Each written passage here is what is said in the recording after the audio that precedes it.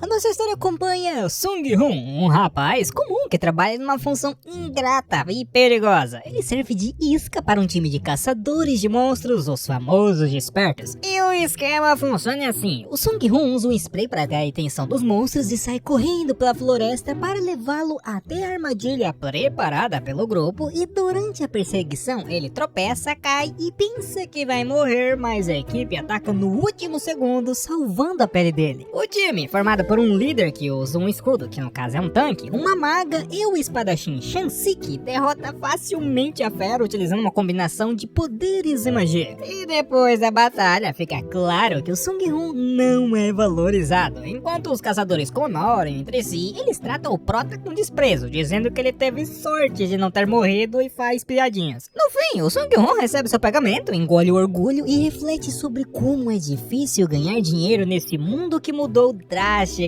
há 10 anos, quando os portais e monstros começaram a surgir. E é basicamente assim, muchachos. O mundo mudou e agora as pessoas despertam superpoderes sem critério nenhum. Não importa a idade, nem o quem você é. Nesse cenário, temos o nosso prota, Sung Hoon, que infelizmente não teve tanta sorte. Enquanto ele tomava seu café, do nada, o Yoshung, um ex-bandidinho que vê um desperto famoso e arrogante, começou a zoar ele, chamando o cara de idiota por sonhar alto demais.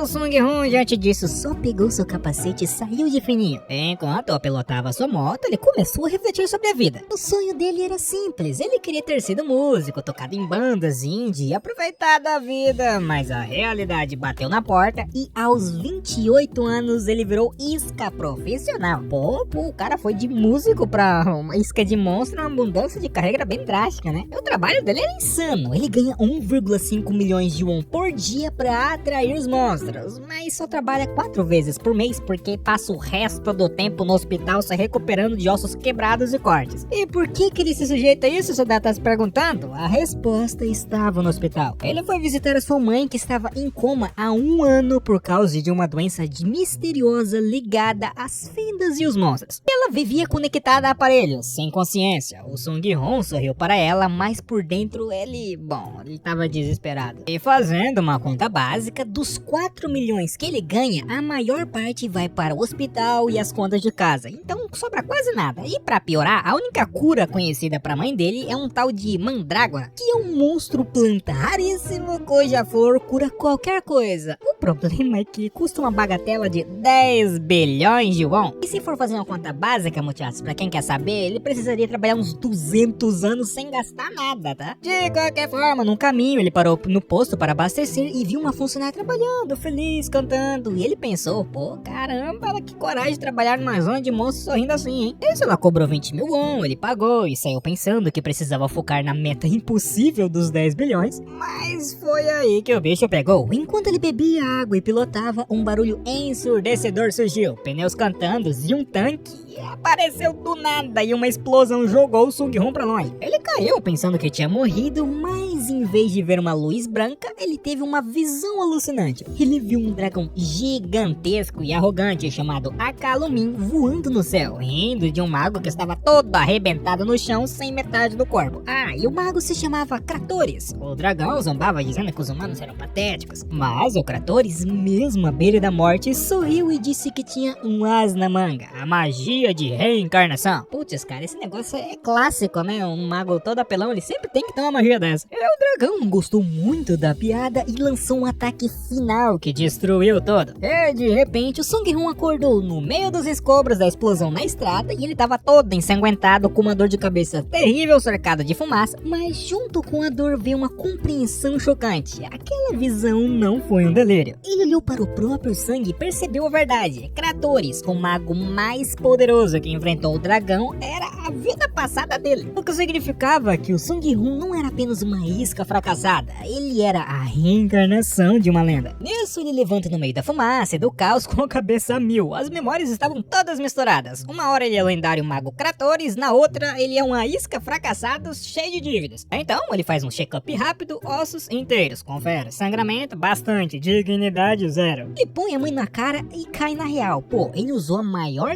magia que existe, que é a magia de reencarnação, pra ganhar uma nova vida, e ele acabou virando miserável. Mas não dava tempo pra chorar. Ele fecha os olhos e testa o motor interno, a mana flui suave e de repente o corpo dele brilha em azul e dourado. E a conexão com o sistema Akashico, aquele que transformou o mundo num RPG 10 anos atrás, finalmente aconteceu. E assim os status foram atualizados. O sistema ficou meio confuso porque o Sung-Hun acabou de despertar, mas já tem a alma de um monstro sagrado. É bom, a profissão dele é de mago aspirante. Caracoles, não faz nem sentido, né? O cara é um arquimago, mas o sistema tá ali jogando ai, meu Deus do céu. Ah, e a habilidade dele é domínio de mana. Basicamente, agora ele é um noob com a experiência de um deus e ele percebe que seu coração brilha com ouro, que era uma fonte de mana infinita herdada da vida passada. E ao olhar em volta, a ficha cai. A fronteira militar, a última defesa da humanidade contra os monstros do norte, foi completamente destruída. Era um cenário de filme de terror. Ele vê corpos de caçadores pelo chão, inclusive uma garota que ele viu mais cedo. O Sung-Hun lamenta por não ter poder suficiente ainda para revivê-los e decide que precisava sair dali. Só que no meio dos escombros algo brilha e era uma pedra mágica. E o instinto de sobrevivente e de que tem uma dívida no hospital fala mais alto. Ele recolhe os núcleos dos monstros e pelas contas dele aquilo vale uns 10 milhões de won. Prioridades, né? Tipo assim, o mundo tá acabando, mas ele precisava pagar a conta. Então ele procura sua fiel escudeira, que era a Scooter, só que, coitada, ela tá toda destruída numa poça de gasolina. Normalmente seria o fim da linha, mas agora ele é um mago. O Sung-Hun coloca uma mão no chão e desenha um círculo mágico e usa a matéria ao redor. O sistema notifica que ele aprendeu o círculo mágico e a recuperação. Nisso a moto se reconstrói sozinha, ficando novinha em folha. Meu amigo, se eu tivesse uma habilidade dessa daí, filho, os mecânicos iam se lascar na minha mão. E ele sobe na moto, feliz da vida, achando incrível como o sistema transforma as magias complexas em habilidades de jogo fáceis de usar. Só que a alegria dura pouco. O chão treme, outros caçadores sobreviventes aparecem lutando, mas o Sung-Hun sente que é aquele calafrio na espinha de quem já morreu uma vez. Então ele olha para o céu e vê uma sombra gigantesca surgindo. O instinto grita para ele correr e uma explosão acontece. E ele só tem tempo de erguer a mão e criar uma barreira de mana para não virar churrasquinho. E então a situação ficou muito feia. Um ogro de nível 80 surgiu na neblina gritando feito louco. A primeira reação do Sung-Hun foi de qualquer pessoa sensata. Isso daí é muita areia pro meu caminhãozinho. Eu vou dar eu fora daqui, tá ligado? Mas quando ele tava prestes a fugir, a consciência dele pesou. Ele viu um pedido de socorro e reconheceu a voz. Era a menina simpática do posto de gasolina soterrada nos escombros.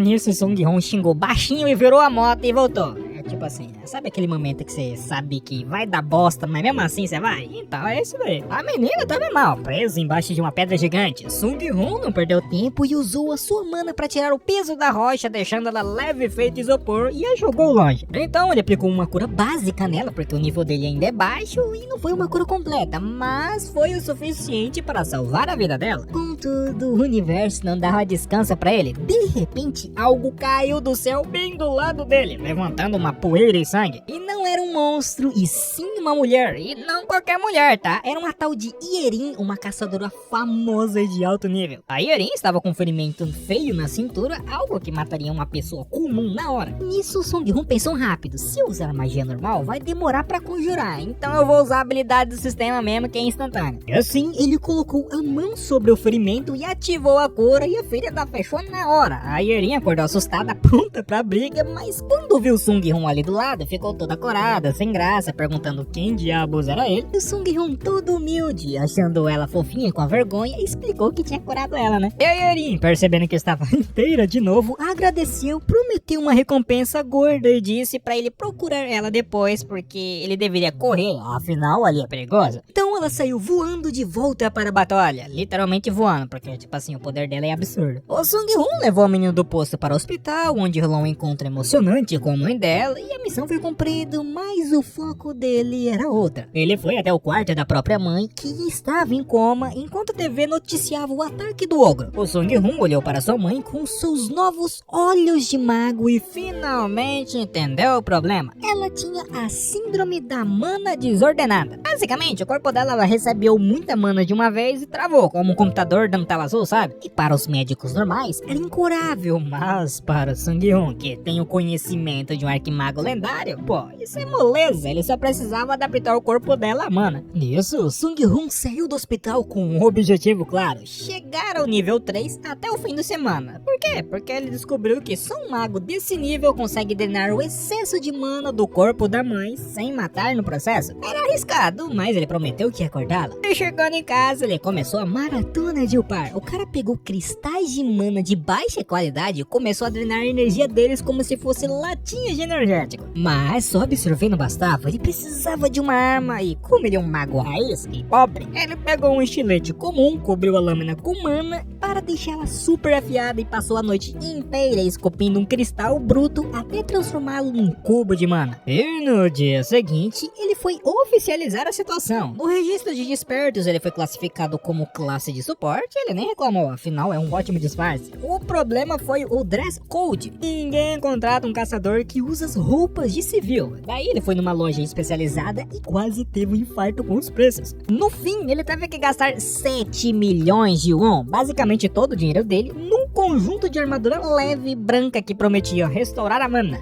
O Sung-Hoon sabia que o encantamento da roupa era lixo, mas ele comprou só pra não parecer um amador. Tipo assim, doeu na alma o saldo bancário sumir, né? Mas estilo todo. E com o visual novo, ele conseguiu entrar num grupo liderado por um tal de Insu, e o time tinha uma garota com a cara de nobreza que parecia odiar estar ali e tratava tudo com trivialidade. Então, eles embarcaram num caminhão rumo à zona de caça, enquanto a garota nobre dormia de boca aberta, o que significava que a nobreza dela foi pro ralo. O Sung-Hoon não perdeu tempo, ele pegou seu cubo de mana caseiro e ativou os buffs de agilidade e resistência em si mesmo. Os outros caçadores viram uma luz branca e ficaram impressionados, porque tipo assim, como assim ele já tava bufando antes de chegar? Esse daí sim é dedicado, hein? E eles acharam que ganharam um curandeiro / suporte esforçado na loteria, só que mal sabem eles que o suporte provavelmente é mais forte que o time todo junto. E chegando na área de caça, o Sung-Hoon decidiu mostrar serviço. Ele ergueu as mãos e lançou um buff em área em equipe. Uma luz verde brilhou e a força, a agilidade, resistência e a mana de todo mundo subiu uns 20%. A equipe toda ficou de queixo caído. A garota curandeira olhou para as próprias mãos sem acreditar, perguntando se aquilo ali é realmente coisa de um nível 1. E o Sung-Hoon, com a maior cara de inocência, sorriu e disse que ele só deu sorte na sua classe. Sorte nada, o cara é um arquimago Smurf na conta nova, é isso? O Insu, o líder, ficou maravilhado, mas lembrou que o trabalho tinha que continuar. O plano era simples: atrair um monstro com spray, o tanque segurava tudo e os atacantes descem a lenha. O Sung-Hoon ficaria na retaguarda só observando, só que ele tava pensando que poderia teletransportar, explodir tudo e ir embora se quisesse, mas precisava manter o disfarce. Nisso, o monstro apareceu. O nome dele era Salamandra e parecia fofo, né? Só que ele era um lagarto gigante, cheio de dente afiado, e a curandeira quase teve um treco, não de medo de morrer, mas de nojo da pele gosmenta do bicho. E a batalha já começou bem. O Insu utilizou uma habilidade chamada Taunt, que é a provocação, com um clarão de luz cegando o bicho, chamando a atenção pra ele. O monstro atacou, o escudo tancou bonito e os atacantes começaram a atirar nas pernas para imobilizar. O Sung-Hoon assistia tudo com uma pipoca imaginária na mão, analisando o time. Tipo assim, eles não é ruim e talvez ele nem sequer precisasse trabalhar muito. Ele até pensou que se ele fosse nível 3, ele invocava um golem e tirava um cochilo. Só que do nada o sensor de mana falhou e uma segunda salamandra apareceu, muito maior do que a primeira, e apareceu nas costas da equipe, bem onde estava o Sung-Hoon. O pânico total, gritaria, não, isso daí não aconteceu não. O Sung-Hoon nem suou. Enquanto o líder Insu entrava em desespero tentando virar pra ajudar, o Sung-Hoon só pegou seu cubo de mana e lançou um feitiço rápido. Círculos mágicos apareceram e o lagarto gigante congelou no lugar, paralisado. O Sung-Hoon até fez um carinho na cara do monstro aterrorizante, como se fosse um cachorro, e disse calmamente para a equipe: eu seguro esse daqui, termino com outro lá com bastante calma. E depois que tudo acabou e os monstros viraram lote, a equipe cercou o Sung-Hoon, perguntando que, tipo assim, por que ele era tão frio? E outra, quantas habilidades ele tinha? E o Sung-Hoon, mantendo a mentira, disse que ele tinha 3 debuffs: exaustão, ilusão e paralisia. E a equipe engoliu a história, impressionada com a frieza dele. E o líder pediu desculpas pela falha na segurança, mas estava feliz da vida por ter recrutado esse iniciante misterioso. E então a poeira baixou, a equipe estava em choque. O líder Insu e os atacantes não entendiam como o Sung-Hoon, um era o suporte nível 1, tinha bufado o time todo, paralisado um monstro gigante e ainda tava lá sorrindo com uma barra de mana quase cheia. Eles até perguntaram se por algum acaso ele era uma bateria humana. Sung-Hun, mantendo a humildade, piscou e disse: eu só tenho boas reservas. Enquanto isso, a curandeira, aquela loira com a cara de nobre, ficava encarando ele fixamente. O Sung-Hun achou que ela tava com fio raiva, mas mal sabia ele que a coitada só estava morrendo de vergonha e querendo conversar com ele. Como todos estavam cheios de energia graças ao buff do Prota, eles decidiram continuar a caçada até o pôr do sol. Foi um massacre, eles limparam a floresta. E de volta à base, na hora de vender os espólios, o comerciante quase caiu para trás. As carcaças das salamandras estavam perfeitas, com apenas um único ferimento na cabeça, o que significava o quê? Sem danos colaterais, igual a muito dinheiro. O valor subiu em 15% e o total da caçada bateu-se incríveis 150 milhões de won. O Sung-Hun até pensou usar magia mental para ver se o comerciante estava sendo honesto, mas lembrou que ele não estava num nível muito alto e ele não podia fazer isso, porque era meio perigoso, ia fritar o cérebro do carinha ali. E na hora de dividir a grana, o padrão seria: o curandeiro leva 40%, porque eles são raros, atacantes 20% e o resto pro tanque barra líder. Mas a curandeira loira surpreendeu todo mundo. Ela tirou os fones de ouvido e gritou toda nervosa que ela não tinha feito nada e só ia aceitar 10% e mandou o restante pro Prata. E os atacantes, vendo aquilo, também doaram 2% cada um para ele. E o Prota percebeu na hora que a loirinha não era uma dondoca arrogante, ela era só uma menina meio tímida e justa. Finalmente um time que reconhece quem carrega a partida nas costas, né? De qualquer forma, corta para 15 dias depois e o Sung-Hun agora tava rico. Ele ganhou 500 milhões de won em 2 semanas, tá? E o que ele fez com o dinheiro? Comprou carros de luxo, roupas de grife? Não, ele na verdade comprou um terreno para construir uma casa, mas não era uma casa qualquer. Ele tinha um plano genial: usar a ciência moderna para converter eletricidade em mana. E a lógica é, se ele tiver uma casa autossustentável ou puxar um gato gigantesco da rede, né? Ele poderia recarregar a sua mana infinitamente sem depender do sistema. Rapaz, não, né? Nós temos que parabenizar um cara desse. Acho que até Einstein ficaria orgulhoso se ele fizesse isso. E agora a meta é clara. Com essa bateria caseira, ele planejava chegar ao nível 3 em apenas 20 dias e recuperar todo o seu poder em 3 meses. E a cura da mãe dele estava cada vez mais perto. Isso, o Sung-Hun chega atrasado no café, porque o Prota sempre se atrasa, né? O charme, para encontrar um figurão chamado Jisuke, o vice-chefe de uma grande organização de caçadores patrocinada por corporações. E o tal do Jisuke fez o seu dever de casa. Ele sabia de tudo sobre o Sung-Hun, que ele trabalhou como isca, que despertou recentemente, e o ponto fraco, que a mãe dele estava internada. Mas o interesse obviamente não era por caridade, e a organização descobriu que o Sung-Hun tinha uma habilidade de paralisia, que é na verdade magia, né? Mas eles não sabem. Por que isso é importante? Porque monstros vivos valem 10 vezes mais que monstros mortos, e com a paralisia do Sung-Hun, capturar bichos vivos vira brincadeira de criança. Nisso, o Jisuke coloca na mesa uma oferta de 1 bilhão de won, uma fortuna para um novato, e ele achou que o garoto ia assinar na hora, babando pelo dinheiro, mas o Sung-Hun é malandro e velho, literalmente, porque ele já tem memória de outra vida, né? Então, ao invés de acertar, ele puxa uma pilha de envelopes com convite de outras empresas, inclusive estrangeiras. Aí ele até jogou na cara, falando assim: eu tenho que dar uma pensada, né? Porque, tipo assim, a concorrência é muito grande. E vendo isso, o Jisuke já sofreu e o Prota sabia que estava no controle da negociação. E depois de deixar o executivo roendo as unhas, o Sung-Hun correu para o hospital. O tratamento mágico que ele fez, disfarçado de uso de mandrágora,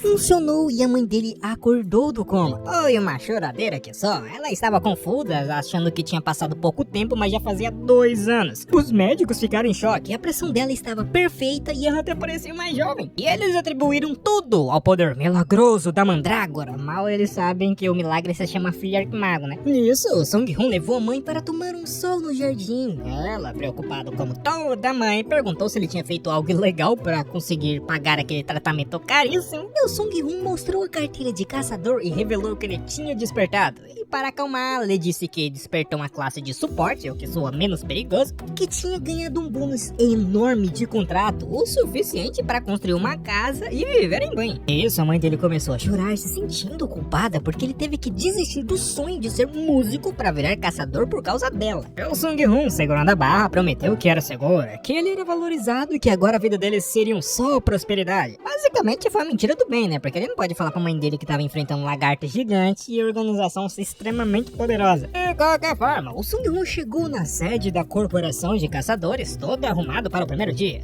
E o prédio é daquele chique, com segurança, catraca, café gourmet. E logo na entrada ele encontra o vice-chefe Jisoo-ki. O papo no elevador é revelador. A empresa não contratou o Sung-hoon para ser bucho de canhão na linha de frente, não. O plano era muito mais ambicioso e barato. Eles estavam montando equipes de novatos desesperados, gente com problemas financeiros, dívidas, família doente, tipo o Sung-hoon, para treiná-los do zero e transformá-los em máquinas de lucro. É basicamente um programa de trainee hardcore onde os riscos de demissão é a morte por monstro. Existiam 3 times, Alpha, Beta e Ômega. O Sung-hoon iria entrar num deles não só como suporte, mas como um faz-tudo, o famoso Severino de magia. E ao entrar na sala de equipe, o clima é de startup, equipe de ponta, análise detalhada, plano B, plano C, tudo muito profissional, bem diferente da bagunça que ele via nos grupos aleatórios.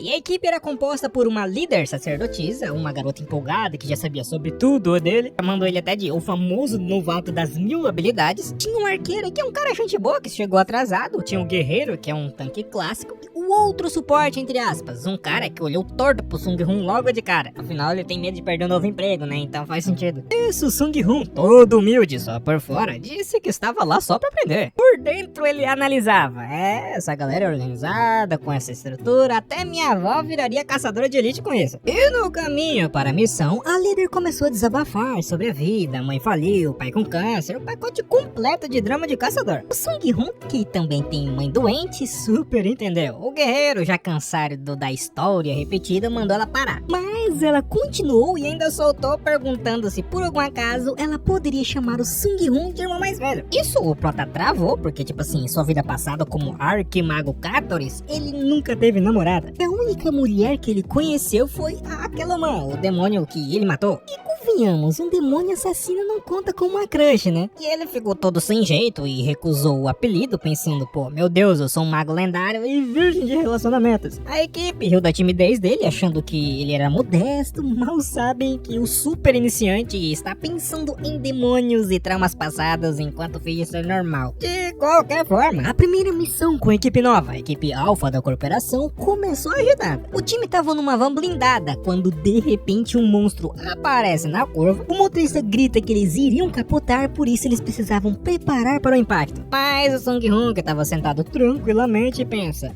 que preguiça de bater o carro. Ele estende a mão com seu cubo mágico e lança paralisia, e o monstro trava no meio do pulo, duro feito estátua, e cai no chão. O carro passa ileso, a equipe fica de queixo caído, porque tipo assim, eles não sabiam que existia essa paralisia instantânea. O Sung-hoon, fingindo humildade, diz, só duram 5 minutos. E o time ri, né? Pô, 5 minutos é uma eternidade numa luta. E com o monstro paralisado, o guerreiro sai do carro para finalizar o serviço. Ele invoca uma lança demoníaca feita de energia negra. O Sung-hoon, com seu olho clínico de mago e de pão duro, analisa.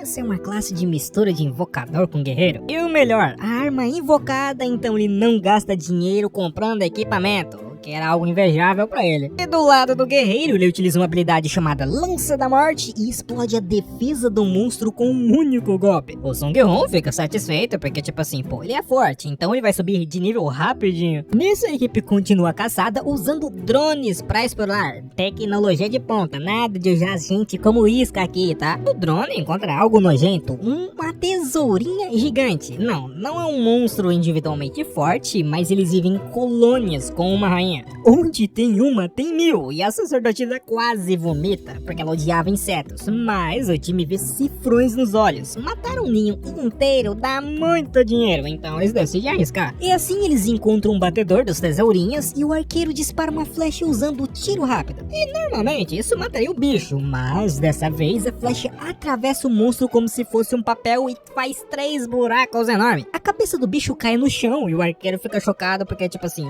ele tá usando munição missão normal, pô. Por que o dano tinha sido tão absurdo? E o guerreiro também ataca a sua lança e causa uma destruição muito maior que o normal. Nisso, todo mundo olha pro Song Hong perguntando se ele tinha feito alguma coisa, já que o dano dele já havia multiplicado. Mas nesse momento, a missão virou um caos controlado. O plano era segurar os monstros que vinham de várias direções, mas o Esquadrão da Provocação, nome shake pra quem corre risco de vida, acabou tropeçando no ninho das tesourinhas e o resultado foi dezenas de monstros furiosos correndo atrás dele. Então, o líder gritou que o plano B deveria ser ativado, que no caso é todo mundo se separar. A equipe estava prestes a entrar em pânico quando o mago novato entrou em ação. Enquanto o guerreiro usava lança e o arqueiro disparava, o Song Hu lançou a paralisia em área. E não foi um nem dois, ele paralisou um grupo inteiro de monstros de uma vez só. O guerreiro parou no meio do ataque chocado, comentando: peraí, você consegue paralisar vários ao mesmo tempo, é sério? É o Song Hu fingindo que aquilo não era nada demais, disse: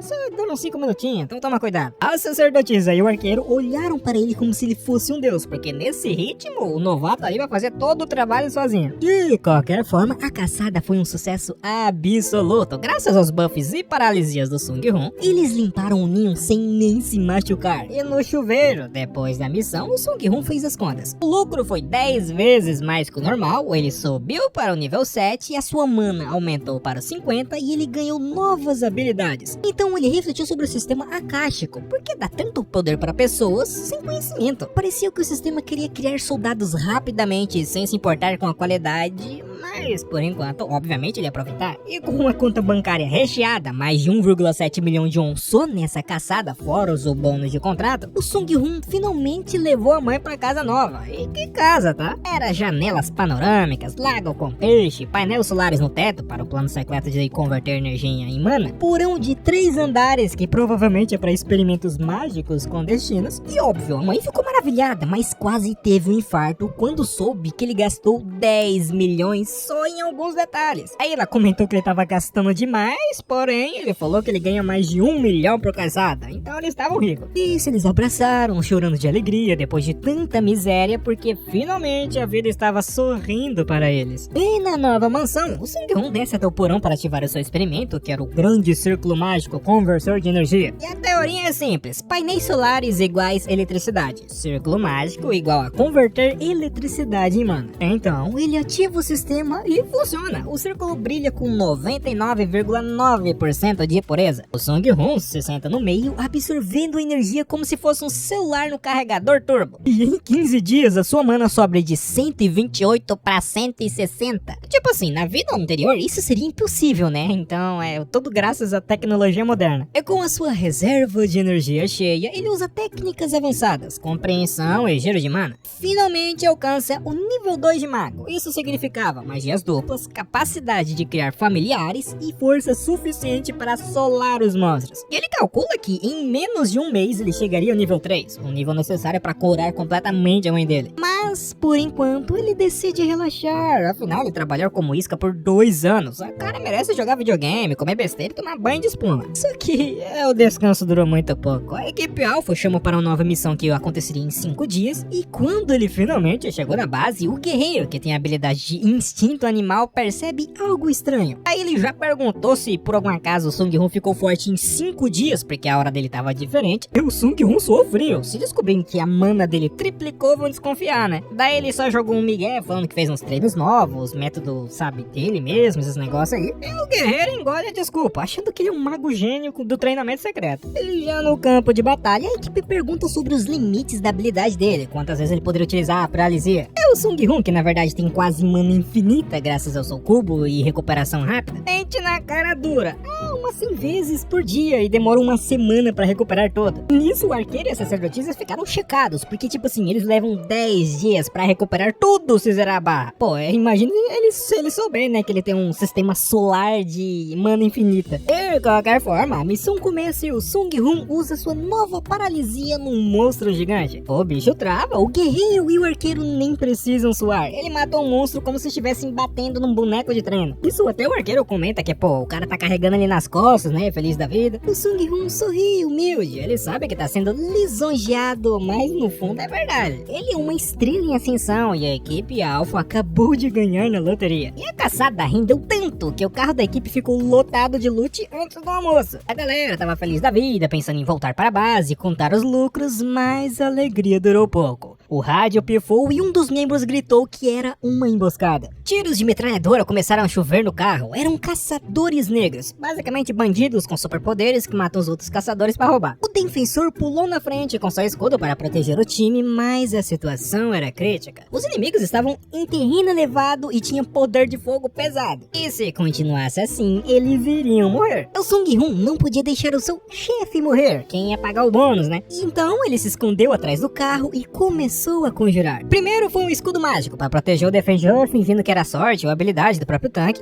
E segundo foi uma flecha mágica relâmpago. Ele fundiu um feitiço de raio com uma flecha mágica e assim ele simplesmente explodiu as metralhadoras inimigas a 200 metros. Isso o defensor comentou que as metralhadoras tinham sido destruídas, achando que foi um milagre. Mas os inimigos ainda estavam vivos e usaram um escudo vermelho para bloquear o contra-ataque do arqueiro. Eles eram fortes. O Sung Hoon percebeu que precisava ser mais criativo e bem mais cruel. Ele olhou para o chão onde os inimigos estavam e sussurrou Cave, e uma cratera gigante se abriu debaixo dos pés dos bandidos. Eles caíram num buraco fundo e ficaram soterrados, e quando a poeira baixou, o time viu os inimigos presos na terra tentando sair, e um dos bandidos furioso gritou que truque sushi foi aquele. E o Sung Hoon com um sorriso frio respondeu, você não entenderia, e lançou um feitiço de sono neles e foi fim de jogo. Enquanto isso, a equipe ficou incrédula olhando pra cratera, perguntando o que raios tinha sido aquilo, né? Aí, mais uma vez, ele inventou uma desculpa, falando que foi uma técnica chamada sabotagem e basicamente explodiu o chão. Vendo isso, o arqueiro até deixou de entender, já que provavelmente era um segredo. Esse sacerdotisa estava tremendo de medo, afinal, quase morreram. O Sung Hoon, sendo o cavalheiro e mago supremo que é, usou uma magia de calma nela e um buff de firmeza de alma em todas. E ouvindo isso, ela até perguntou se tinha algo que ele não conseguia fazer. E já no caminho de volta, o Sung Hoon ficou pensativo. Monstros ele entende, mas humanos atacando humanos? Isso lembrou da vida passada dele. E uma coisa era certa, o antigo arquimago Kratoris nunca deixava inimigos vivos. E de volta ao conforto da sua casa e ao som de peixes nadando no lago, o Sung Hoon recebe uma ligação do Jisuke que foi promovido ao diretor. E o assunto era o ataque dos caçadores negros. A corporação suspeitava de sabotagem por concorrentes. Mas o que realmente chamou a atenção deles não foi o ataque, e sim a forma como Sung Hoon lidou com ele. Isso o Jin Sung comenta, tentando sondar, questionando se ele usou uma habilidade em área que salvou todo mundo, pois segundo o relatório, ele tem habilidades de muitas classes diferentes. E o seu diretor começa a listar: mago, guerreiro, arqueiro, suporte. Na lógica deles, um desperta normal tem habilidades de uma classe só, e os lendários têm duas. E pelo que deu a entender até agora, o Sung Hoon tem de 6 classes diferentes, e o diretor não só infarta porque acha que o Sung Hoon é um prodígio misterioso. Por essa razão, ele questionou o Jin Sung se ele estava escondendo algo deles. Ao qual o Prata respondeu que todo mundo tem seus segredos, mas enquanto o contrato for bom, ele vai ficar com eles. De qualquer forma, ele desliga o telefone e então desce para o porão para trabalhar. E graças ao seu círculo mágico de conversão elétrica, que estava sendo patrocinado pela conta de luz, ele acumula mana o suficiente para alcançar o nível 3 de mago. Com isso, ele desbloqueia a síntese de objetos. Então ele pega pedras mágicas brutas e cria um novo cubo de mana e decide fundi-lo com o seu cajado. E assim, uma luz brilha e um item é criado, que era um cajado mágico fundido com um cubo de mana. E o poder desse negócio aí deve ser absurdo. Enquanto o Sung Hoon brinca de ferreiro no porão, o clima esquenta na sede da Holding, que é a dona da empresa de caçadores. O presidente da Holding e CEO estavam discutindo o relatório sobre o Sung Hoon, e o CEO, um velho que não brinca em serviço, compara o poder potencial do Sung Hoon a ogivas nucleares. Ele provavelmente deve ser um dos 5 mais fortes do mundo em breve. Era quase como ganhar na loteria. Mas Jisuke, o diretor que conhece o Sung Hoon pessoalmente, solta a bomba no final da reunião, que no relatório diz que ele tem 6 habilidades de classes diferentes. Só que ele tinha um palpite de que ele provavelmente tinha 7 habilidades. E com isso, o relatório sobre o Sung Hoon causou um terremoto na Holding JK. O Jisuke, que é o diretor que descobriu isso daí, foi promovido a CEO do dia para a noite. E o motivo? Simples. Ele descobriu o Manicube, o combo mágico que o Sung-Ho fundiu, e o laboratório secreto dele no porão. O presidente da holding deu uma carta branca falando que eles deveriam pegar o prota custe o que custar, pois ele valia mais do que uma ogiva nuclear. E outra, eles também sabiam que o Sung-Ho tava escondendo o jogo, que era subindo nível em segredo, mas decidiram jogar o jogo dele por enquanto. E falando no nosso protagonista, que não tava sabendo de nada disso daí, ou fingindo não tá, comprou um caminhão blindado de 10 toneladas pra caçar sozinho. E o plano era simples. Primeiro, ir para uma área isolada. Segundo, jogar um balde de sangue no chão para atrair os monstros. Terceiro, usar um encantamento de terreno para ver todos os inimigos num raio de 1 km. E quarto, bom, um massacre, né? Daí ele encontra um touro cego e decide testar o seu novo cajado cubo. Então, ele usa uma flecha relâmpago multiplicada. O monstro não só morre como vira churrasco. Claro, o Sung-Ho lamenta porque, pô, ele carbonizou a pele, então ele não vai ganhar dinheiro com aquilo ali. Então era bom ele utilizar a paralisia da próxima vez. E decidido focar em XP em vez de dinheiro, ele mata 25 monstros em sequência. E o resultado, ele subiu 10 níveis de uma vez e agora ele tem consumo de mana médio melhorado, a regeneração de mana média também foi melhorada, o lucro do dia foi de 353 milhões de won. Já descontando o imposto absurdo de 38% que ele odeia. Mas o Sung-Ho não estava satisfeito, ele queria chegar no nível 5 de mago para utilizar feitiços quíntuplos, que é combinar 5 magias de uma vez só. Isso, ele se lembra da sua vida passada como Kratoris, um ser que transcendeu os limites do universo 3 vezes. Comparado com aquilo, ele se sente fraco e impotente, e ele até comentou que não deveria ter comprado briga com aquele dragão Akulami naquela época. Ele tava pensando nisso enquanto dirigia seu caminhão blindado para um lava-jato, porque até magos precisam lavar o sangue dos monstros do para-brisa, né? Então, um tempo depois, o Sung-Ho estava jantando com a sua mãe, que não para de tentar casá-lo com alguém porque, bom, mãe é mãe, né? Que neste momento o mundo vira de cabeça para baixo. Uma atualização do sistema acontece globalmente. O sistema anunciava que o mundo estava passando para a próxima etapa. Fendas se abrem no meio das cidades. Monstros surgem na Times Square, no Big Ben, na China, é o caos. Um blogueiro até tenta tirar selfie com uma fenda para ganhar visualizações e, bom, digamos que ele vira lanche de monstro. Pô, é impressionante. Acho que se acontecesse um apocalipse no mundo, não duvido que ia ter nego querendo fazer isso. É nisso, uma fenda se abre bem do jardim da nova mansão do Sung-Ho. Ele fica furioso, porque ele acabou de construir uma casa e ninguém vai querer destruir seu patrimônio. Então ele lança uma magia de sono na mãe para ela não se assustar e cria um escudo mágico ao redor da casa. E o sistema avisa que uma masmorra de nível 1 com limite de nível 50 havia aparecido. E para o Sung-Ho, que já tá bem acima disso, em poder real é fichinha pra ele. Então sai um louva-a-Deus gigante da fenda. O Sung-Ho, sem paciência, usa um relâmpago e o bicho explode e faz uma cratera no jardim. E de novo o Sung-Ho reclama, porque pô, ele calculou errado a potência. Então ele não vai ganhar dinheiro de novo com a carcaça queimada. Seguindo essa linha de pensamento, o próximo monstro ele mata com telecinese, partindo o bicho ao meio com elegância e preservando o valor de mercado. E mais monstros saem, o Sung-Ho sorriu daquele jeito meio psicopata de mago, questionando como eles ousavam invadir a casa de um mago, porque ele ia matar todos e usar como ingrediente. Enquanto o Sung-Ho limpava o seu quintal, o resto do mundo sofria. Caçadores estavam lutando nas ruas, civis morrendo. A coisa tinha ficado feia e o Sung-Ho termina de matar os monstros do quintal e pensa, será que ele fecha o portal ou tenta estudar? Mas ele decide fechar, afinal é a casa da mãe dele, né? Não dá pra ter um portal do inferno no jardim que desvalorizava o imóvel. E depois de fechar a fenda no quintal à força, porque ninguém invade a casa de um arquimago, Sung-Ho recebe uma enxurrada de notificação do sistema. Primeiramente, ele recebe uma conquista que foi a primeira a fechar uma fenda à força. A recompensa foi de mais 10 em todos os atributos e 10 espaços no inventário. Ele também ganhou uma conquista especial que era ação impossível. E a consequência é que o sistema agora estava monitorando ele. O Sung-Ho nem liga muito pra vigilância. Ele tenta abrir o subespaço, mas o sistema dá erro, porque o cara tá quebrando até a realidade. E como prêmio de consolação por dominar a habilidade de subespaço, ele ganha uma caixa dourada. E dentro da caixa, bom, tinha um item mítico, um anel de suporte operacional do sistema akáshico. E os efeitos dele eram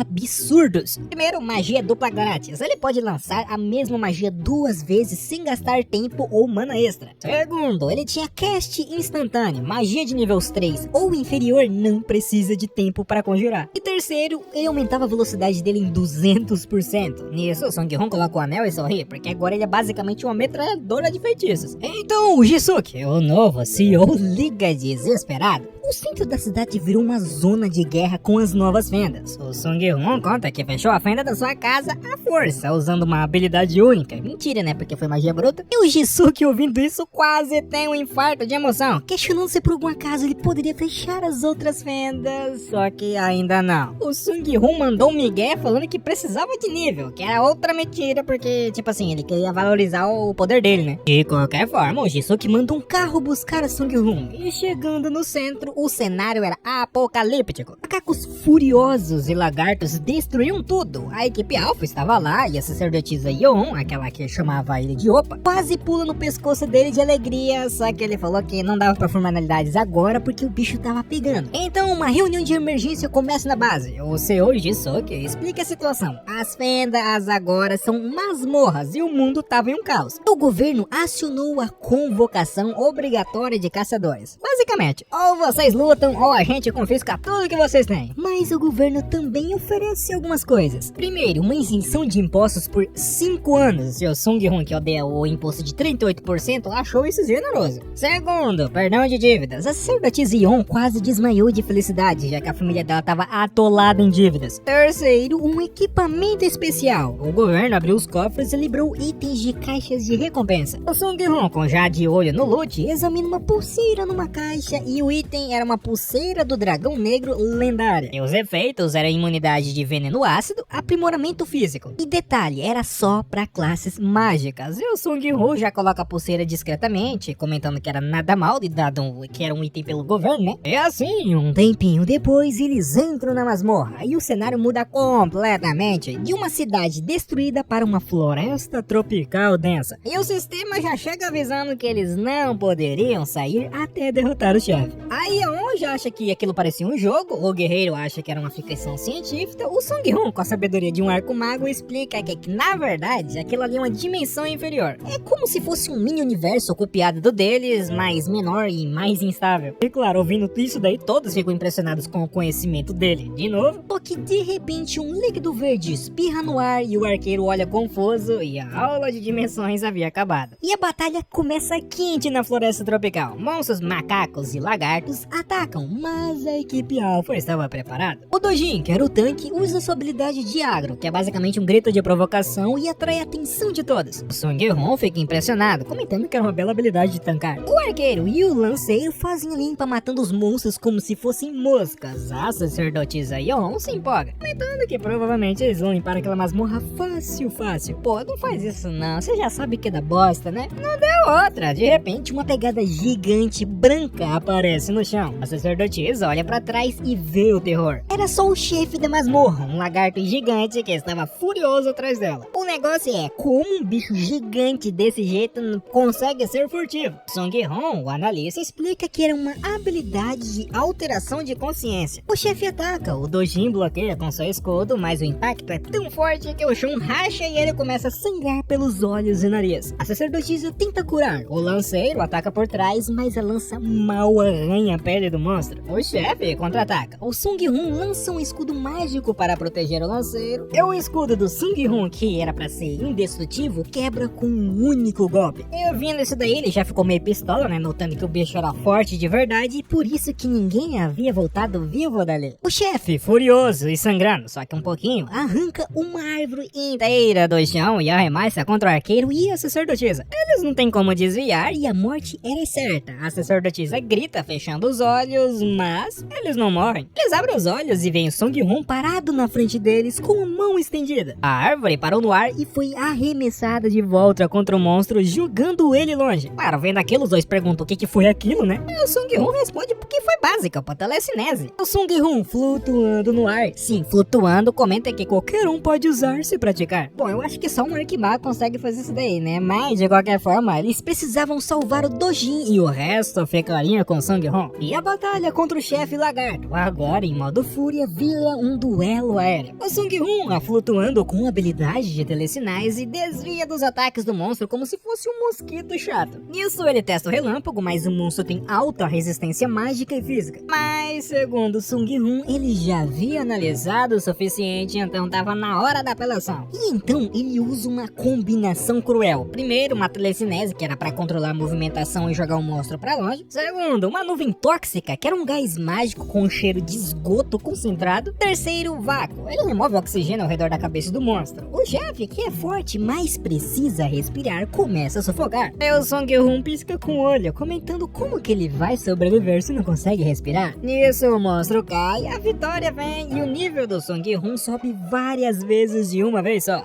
Enquanto isso, a equipe Alpha ficou de boca aberta. O Dojin, a Yeon não conseguem entender o que classe que o Prota realmente era. E como prêmio por limpar a masmorra, o Sung-Hun ganha a conquista de ser o primeiro a limpar uma dungeon e uma recompensa de mais 2 de atributos, mais 2 de espaços no inventário, e ganha também um item que é uma caixa de cobre, o que deixa meio decepcionado, mas é melhor que nada, né? Então eles saem do portal e vários flashes começam a piscar. A imprensa estava lá em peso, repórteres, câmeras, a multidão declarando que uma notícia urgente havia saído. Os primeiros caçadores a retornarem vivos de uma masmorra. Nisso, a equipe Alpha virou celebridade nacional instantaneamente. E enquanto o Dojin e a Yeon lidavam com as entrevistas e a euforia, o Sung-Hun, que odeia chamar atenção, tenta sair de fininho, mas o CEO Jin-Sung o intercepta, porque ele sabe quem foi o verdadeiro MVP dessa missão. E após a limpeza da masmorra, a equipe dá uma entrevista rápida. O Sung-Hun, tentando ser discreto, solta que o chefe era um macaco amarelo gigante e que a masmorra parecia uma Amazônia. Os repórteres ficam loucos com a informação de que é um outro mundo. O CEO Jisuke, percebendo o circo, leva a equipe para descansar num hotel chique. E já no hotel, o Sung-Hun liga pra mãe e ela tava furiosa e apavorada, questionando por que ele entrou numa masmorra sem avisar ela. Ou melhor, ela ficou sem medo pelo noticiário. E o Sung-Hun tenta acalmá-la, falando que era o trabalho dele e ela deveria confiar nela. Só que ela falou que não era questão de confiança, ela tinha medo que ele morresse. A única coisa que o Sung-Hun pôde fazer é prometer ter mais cuidado e então desliga a chamada. Ele sabe que a mãe dele tem razão em se preocupar, mas agora ele é o pilar da família. Enquanto isso, a equipe tava exausta com a mana zerada e o Sung-Hun, que já que recuperou a sua porque é um monstro, decidiu ajudar a sacerdotisa Yeon. Ele usa uma magia de restauração de mana nela. A magia faz cócegas, a Yeon começa a rir e chutar o ar, comentando que aquilo lá era Césio e tal, mas em segundos a mana dela tava cheia. A equipe fica de queijo caído mais uma vez, questionando se tinha alguma coisa que ele realmente não conseguia fazer. Enquanto isso, no noticiário é confirmado que eles são a primeira equipe do mundo a limpar uma masmorra. O CEO Jisuke entra no quarto e ele queria falar a sós com Sung-Hun. Sentados, tomando um café gelado, o Jisuke vai direto ao ponto, questionando quantas habilidades ele tem, porque, tipo assim, não faz sentido. O Sung-Hun reflete sobre sua natureza de mago e um deus do conhecimento, e ele não pode dizer que ele era um arquimago reencarnado com milhares de feitiços. Então ele dá uma resposta vaga e filosófica. Se eu contar todas, são muitas. A magia poderia distorcer o tempo, o espaço e a vida, e eu sou um usuário de habilidades sonoras. Ou melhor, um mago versátil. Ele ainda estava em desenvolvimento. E na sala, o CEO Jisuke joga as cartas na mesa. A HD Holding sabe que o Sung-Hun é único. É o grande rei Mado, reencarnado e humilde, apenas sorri sabendo que sua existência quebra o sistema. E o Jisung oferece um contrato da vida. O valor era de 100 bilhões de won. Os benefícios eram equipamentos a preço de custo e prioridade absoluta. E a divisão de lucro seria de 10 para o Sung-Hun e 0 para a empresa. E claro, o Sung-Hun já é estranho, né? Porque tipo assim, eles não vão lucrar nada com isso. É o Jisuke, explica a jogada. Ter o desperto mais forte do mundo no portfólio valorizava as ações da empresa infinitamente. É puro marketing e poder de influência. O Sung-Hun, esperto, negocia o tempo de contrato de 10 anos para 5 anos. O Jisuke, suando frio e sem escolha, aceita. Daí tem um aperto de mãos e o Sung-Hun agora é multimilionário oficial e a principal arma da HD Holding.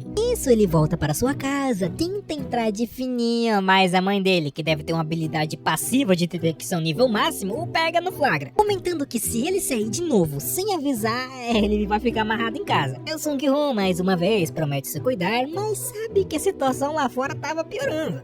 O noticiário mostra o caos. outras equipes de caçadores entraram em masmorras e foram massacradas. Monstros estavam escapando dos portais não fechados. E o problema principal era o limite de nível. A masmorra de nível 1 tinha um limite de nível 50. Masmorras de nível 2 tinham um limite de nível 75 e caçadores fortes demais não podem entrar e os fracos morrem. Era basicamente um beco sem saída para a humanidade. E os líderes mundiais e corporações debatem o desastre, que até agora apenas a equipe alfa da HD Holding limpou a masmorra sem baixas. Então se eles chegarem ao nível 4, monstros de ranking A vão sair aos montes e seria basicamente o fim do mundo. E o Sung Hoon, conversando com Jinsu, que faz uma pergunta crucial. Alguém já conseguiu hackear ou entender a origem do sistema Cástico? O Jinsu que nega. O sistema que dá poderes a eles era um mistério absoluto, tão inexplicável quanto a criação do universo. Mas o Sung Hoon, com suas memórias de outra vida, sabe que onde há um sistema, há um criador. Talvez ele tenha que enfrentar esse Deus em algum momento. E assim, ele continua meditando sobre a relação entre ciência e magia e ele percebe que a ciência avançou incrivelmente sem a magia, mas que a magia é a chave para entender o universo. Isso, seu indicador de mana sobe aos poucos, mas ele sabe que precisa correr. O mundo estava à beira da extinção e ele vê uma visão do planeta morrendo. E a meta era se tornar um mago de nível S em 5 anos, ao invés de 20 anos que levaria normalmente. E com os materiais que comprou, graças ao dinheiro da HD Holding, ele pôde acelerar esse processo. Ele iria fazer isso mesmo que fosse estressante. E enquanto isso, na masmorra de gelo, outra equipe de caçadores, provavelmente a equipe de limpeza de masmorras do Grupo ACH, mencionada antes como a melhor do país, ou talvez uma equipe estrangeira em apuros. E eles estavam numa masmorra de neve enfrentando um monstro brutal, parece um Yeti, um urso polar gigante. E a batalha era um desastre. O tanque bloqueava, mas saía voando e sangrando. A curandeira tem que usar curas dolorosas. O atirador reclama que a defesa do monstro era absurda. E o espadachim tem que usar habilidades amaldiçoadas, como maldição do ódio, para causar algum dano. É tipo assim, eles conseguem matar o monstro, mas com muito custo. E outra, eles estavam exaustos, congelando e sem esperança. Comentando que eles não deveriam ter ido ali. Nem era o chefe e eles já quase morreram, pô. Quando eles estão prestes a desistir, o líder, que tem um espírito familiar, percebe algo no loot do monstro. E eles encontram um cristal mágico e o sistema avisa que era uma pedra do retorno. Questionando se por algum acaso eles queriam retornar e óbvio, eles aceitam na hora. Assim, um clarão de luz os leva de volta, salvando a vida deles por um triz. Isso mostra que nem todas as masmorras precisam ser limpas matando o chefe. Umas tinham mecanismos de escapes raros, mas a sorte não dura para sempre. Isso, a cena muda com alguém selando uma joia ao som de música e era o Sung Hoon, agora um ferreiro mágico autoproclamado, criando um item especial utilizando a sua nova habilidade de síntese de objetos. Ah, e também tecnologia moderna, que é o óculos de proteção incluso, né? E o resultado foi um pingente de cubo mágico de ranking único e esse item gerava mana automaticamente para ativar habilidades defensivas. Basicamente,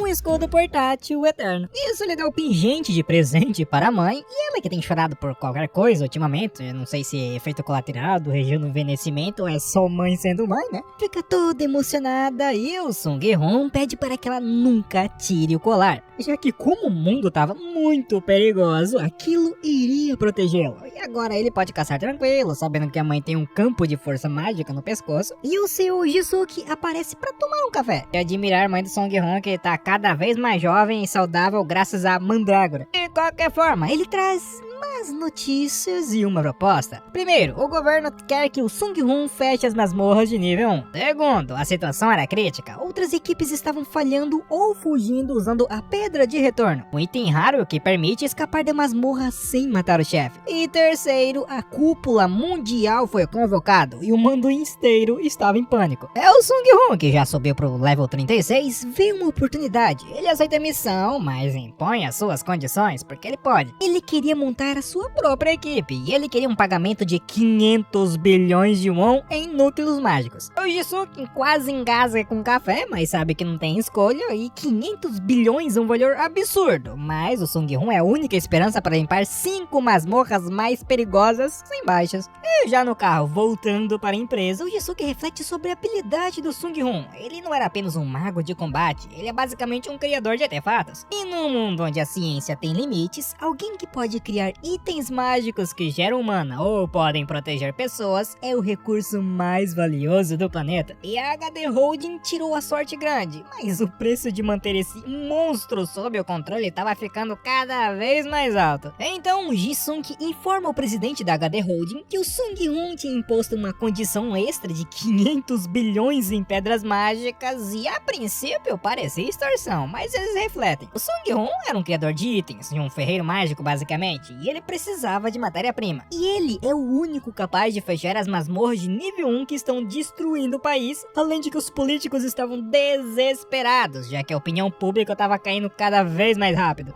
500 bilhões era uma pechincha para salvar o país e manter o poder, e o presidente aprova tudo, declarando que eles poderiam dar tudo que o Prota quisesse, porque lá na frente que eles iriam lucrar. E em casa, a mãe do Sung-hoon queria visitar uma amiga, falando que ia pegar um ônibus e tal, humilde, né? Ouvindo isso, o Sung-hoon quase tem um ataque, porque pô, ela é a mãe do caçador mais importante do país, e o contrato exigia que ela tivesse um motorista particular, e se ela não usar, eles basicamente vão não pagar ele, né? Nisso, ele liga para o gerente e manda um carro de luxo para buscá-la, e a mãe reclama, mas aceita, né? De qualquer forma, o Sung-hoon decide que precisa de subordinados leais para o seu plano de dominação mundial, ou só para salvar o mundo mesmo, né? Ele convoca a equipe Alpha, o Dojin, a Yeon, o arqueiro e o lanceiro para um café. Ele já chega e já vai direto ao ponto. Ele poderia dar a eles itens poderosos, criados por ele, e ensinar novas habilidades. E a equipe, obviamente, fica em choque. Como assim, itens criados, novas habilidades? Isso não existia, pô. Mas o Sung-hoon mostra um cajado que ele criou como prova. E o preço? Um contrato de alma, claro, porque se eles traírem, eles morrem, né? Então, a Yeon, que é a curandeira, volta para casa dividida. O contrato era assustador, mas aí ela percebe uma mensagem da mãe. Sim, a mãe dela é um problema recorrente, comentando que ela precisava de dinheiro, que ia abrir uma sorveteria de frutas, e porque era a tendência. E a Yeon surta. A família dela é um buraco negro de dívidas e más decisões. Ela percebe que precisa ficar mais forte e rica para se livrar desse ciclo. E a decisão foi tomada. Ela iria assinar o contrato com o diabo, ou melhor, com o Sung-hoon, né? E falando nele, ele continuava o seu treino noturno, e o sistema brilhou falando que ele tinha ganhado uma nova habilidade chamada aprimoramento constante. E o Sung-hoon continua estudando suas habilidades e a relação entre mana, aura e força vital. Ele percebe que a aura é como se fosse um coração de dragão, algo que ele criou na sua vida passada, mas o problema é o corpo físico. Se a densidade de mana aumentar muito rápido, o coração de um humano normal pode explodir no nível 8 ou 9. Por isso, a meta dele era alcançar o nível 10, que era o corpo espiritual perfeito em 5 anos. Só que para isso, ele precisava de um plano no quadro branco digno de um CEO, vilão ou herói, depende do ponto de vista. Primeiro, ele precisava criar um grupo próprio, que a equipe Alpha já tava no bolso, né? Segundo, montar um negócio próprio, que era basicamente um gerador elétrico, mais produção de artefatos automatizada igual a dinheiro infinito. E terceiro, aumentar a mana, que era a prioridade absoluta. Nisso, tá na cara que ele precisa de energia, que no caso eletricidade, e pessoas subordinadas leais. Então, o telefone toca e era o CEO Jisuke comentando que o pedido de 500 bilhões em pedras mágicas havia sido aprovada pelo governo. Ouvindo isso, o Sung-hoon já sorriu comentando que agora sim ele pode brincar de verdade. Então ele vai para a próxima masmorra, que é de nível 50 ou inferior, e a imprensa tava lá, duvidando que ele conseguia limpar sozinho, mas ele entra imediatamente, sente a pele queimar e o ambiente era uma zona tóxica. O ar é venenoso, as plantas são venenosas, os monstros são venenosos, e o Sung-hoon pensa, pô, ainda bem que eu vim sozinho, hein, porque senão o resto da equipe teria morrido em 5 segundos. E diante disso, ele ativa o seu anel de suporte adaptável, feito com 250 milhões em pedras mágicas. E o efeito era basicamente uma auréola angelical que aparece sobre a cabeça dele, garantindo uma desintoxicação, cura e proteção mágica. Só que ele não vai andar a pé nesse ponto nojento, né? Nisso, ele invoca o seu segundo brinquedinho, um golem aranha mecânico, movido a mana. Ele monta no robô como se fosse um veículo de luxo e dá ordem para ele matar tudo o que se mexia. O olho do robô brilha e o massacre, ou a limpeza, iria começar, e o Sung-hoon nem precisa sujar as botas. Nisso, o Sung-hoon, montado em seu golem aranha, transforma a masmorra venenosa num inferno de fogo. O golem não só tinha metralhadoras, mas como lanças que queimam as plantas tóxicas e os monstros escondidos. escudos.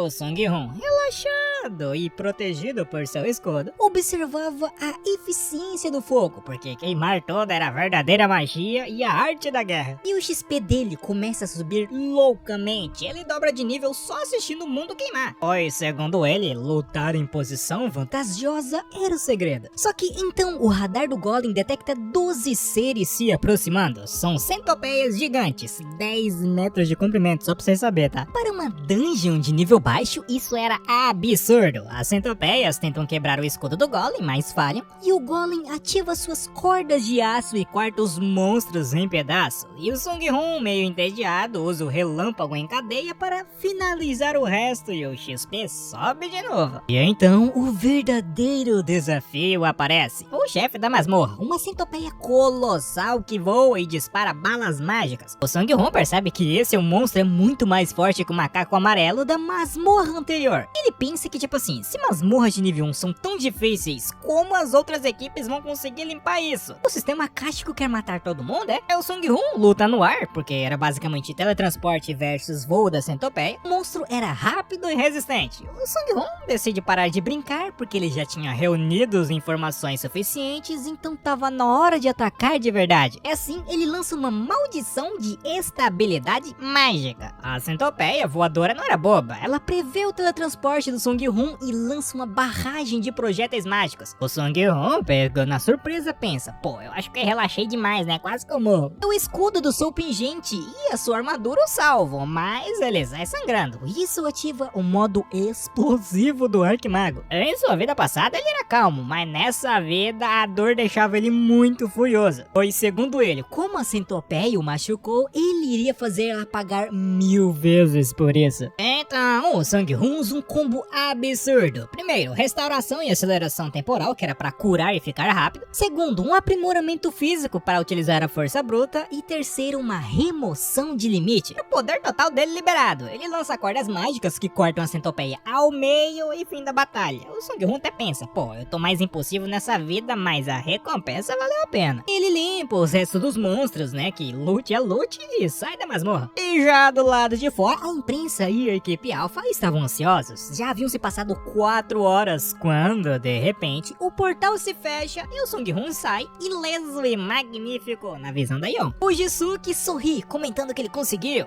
O Sung-Hun, meio cansado, aceita dar uma entrevista rápida, porque a fama ajuda nos negócios. E já na entrevista, o Sung-Hun solta a bomba. Não havia sobreviventes, apenas restos mortais. A HD Ronde promete cuidar da família das vítimas, e já sobre a dificuldade, ele explica o verdadeiro perigo. Não eram os monstros, e sim o ambiente. Ele descreve a floresta venenosa e avisa que poderia haver mais masmorras de lava, água, de vácuo. Se eles entraram sem preparo, tipo um traje de astronauta, eles iriam morrer na hora. E essa dica valia ouro para os outros caçadores e governos. Além de que ele acabou de salvar milhares de vidas com essa informação. Enquanto assistem a entrevista, a equipe Alpha, que no caso era só Dojin e Yeon, percebe a dura realidade. O Prota tava no nível completamente diferente, e se continuassem assim, eles seriam apenas um peso morto. Por isso, eles decidem que precisam ficar mais forte, custe o que custar. E nisso, aparentemente, a semente da ambição e talvez do contrato do Sung-Hun havia sido plantada. E já do lado do Sung-Hun, ele simplesmente encerra a entrevista do nada e sai. E ele tinha mais 4 masmorras pra limpar e 500 bilhões pra receber. De qualquer forma, aquela limpeza na masmorra venenosa transformou o Sung-Hun em uma lenda global. E a Fundação de Pesquisa Prisma e o governo americano estavam obcecados. Eles estavam teorizando que o Prota tinha habilidades Hexas, que no caso são 6 classes, ou até Hepta, que era 7. Eles queriam saber como que a Coreia tem um caçador assim, e eles não. Daí eles já começaram a traçar um plano. Primeiro, era pressionar a Coreia diplomaticamente. Segundo, forçar o envio do Sung-Hun para Nova York, onde tem uma masmorra de gelo em Brooklyn, que tava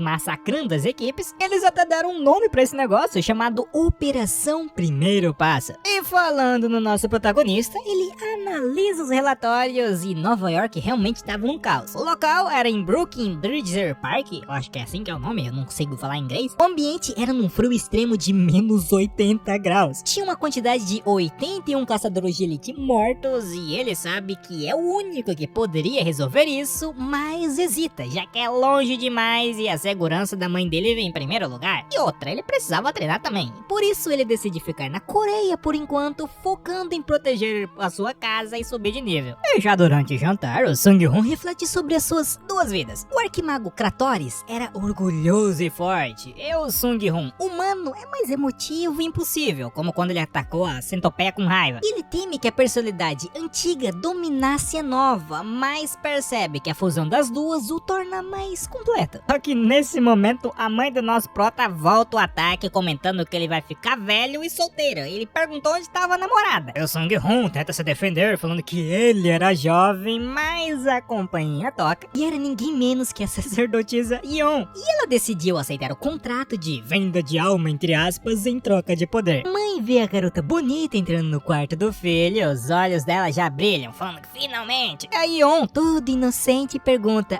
eu sou a primeira? No caso, se referindo ao contrato, né? E o Sung-hoon confirma, sim, ela é a primeira. E já a mãe dela, meu irmão, tem de tudo errado, claro. Daí ela sai de fininho, feliz da vida. E já no quarto, a Yeon estava prestes a assinar o contrato, só que ela não sabe, mas está prestes a entrar para a seita do Arquimago. E a Yeon e o Sung-hoon discutem sobre amizade e idade, e ela o chama de velho e tio, mesmo ele tendo apenas 28 anos biologicamente, mas mentalmente séculos. E ele tenta explicar que não é um pervertido por gostar de respeito, e o clima fica sério quando o contrato mágico aparece. E acontece basicamente o seguinte, traição é igual a morte. E a Yeon, motivada pela pressão familiar que a mãe gastadeira, ela aceita. Sung-hoon pega o sangue dela e sela o contrato. O sistema akáshico registra tudo, o contrato com o jogador Yeon estava assinado. E agora ela basicamente pertencia ao prota. Então o Sung-hoon a convida para comprar roupas, entre aspas, o que a Yeon entende como um encontro. E na verdade é só um treino de resistência brutal. Eles correm até a exaustão. A Yeon reclama, ela só tem 50 de resistência e investiu tudo em cura. Mas o Sung-hoon é implacável. Se ela quisesse ser forte, precisava de físico. E depois de quase matar a garota de cansaço, o Sung-hoon decide ensinar a técnica proibida. Ele explica que quando a mana acaba, o corpo usa a força vital, que no caso é a aura. E se treinada, essa aura se torna a defesa mais forte do que um tanque e o ataque mais forte do que um guerreiro. E Yeon pensa, pô, então vou virar um tanque que cura e mata? E o Sung-hoon falou basicamente sim, um tanque de suporte. Então ele usa a transferência de conhecimento tocando no ombro dela e injeta a técnica direto no cérebro. A Yeon fica tonta, mas o sistema brilha, falando que ela adquiriu uma nova habilidade que era o aprimoramento contínuo. Agora ela é uma usuária de múltiplas habilidades graças ao seu novo mestre, mas o aviso é claro, se não treinar o conhecimento desaparece. Isso, a Yeon começa a treinar no seu porão e o objetivo era ter aura acima de 100 pontas. O Sung-hoon, como novo mestre severo, explica o que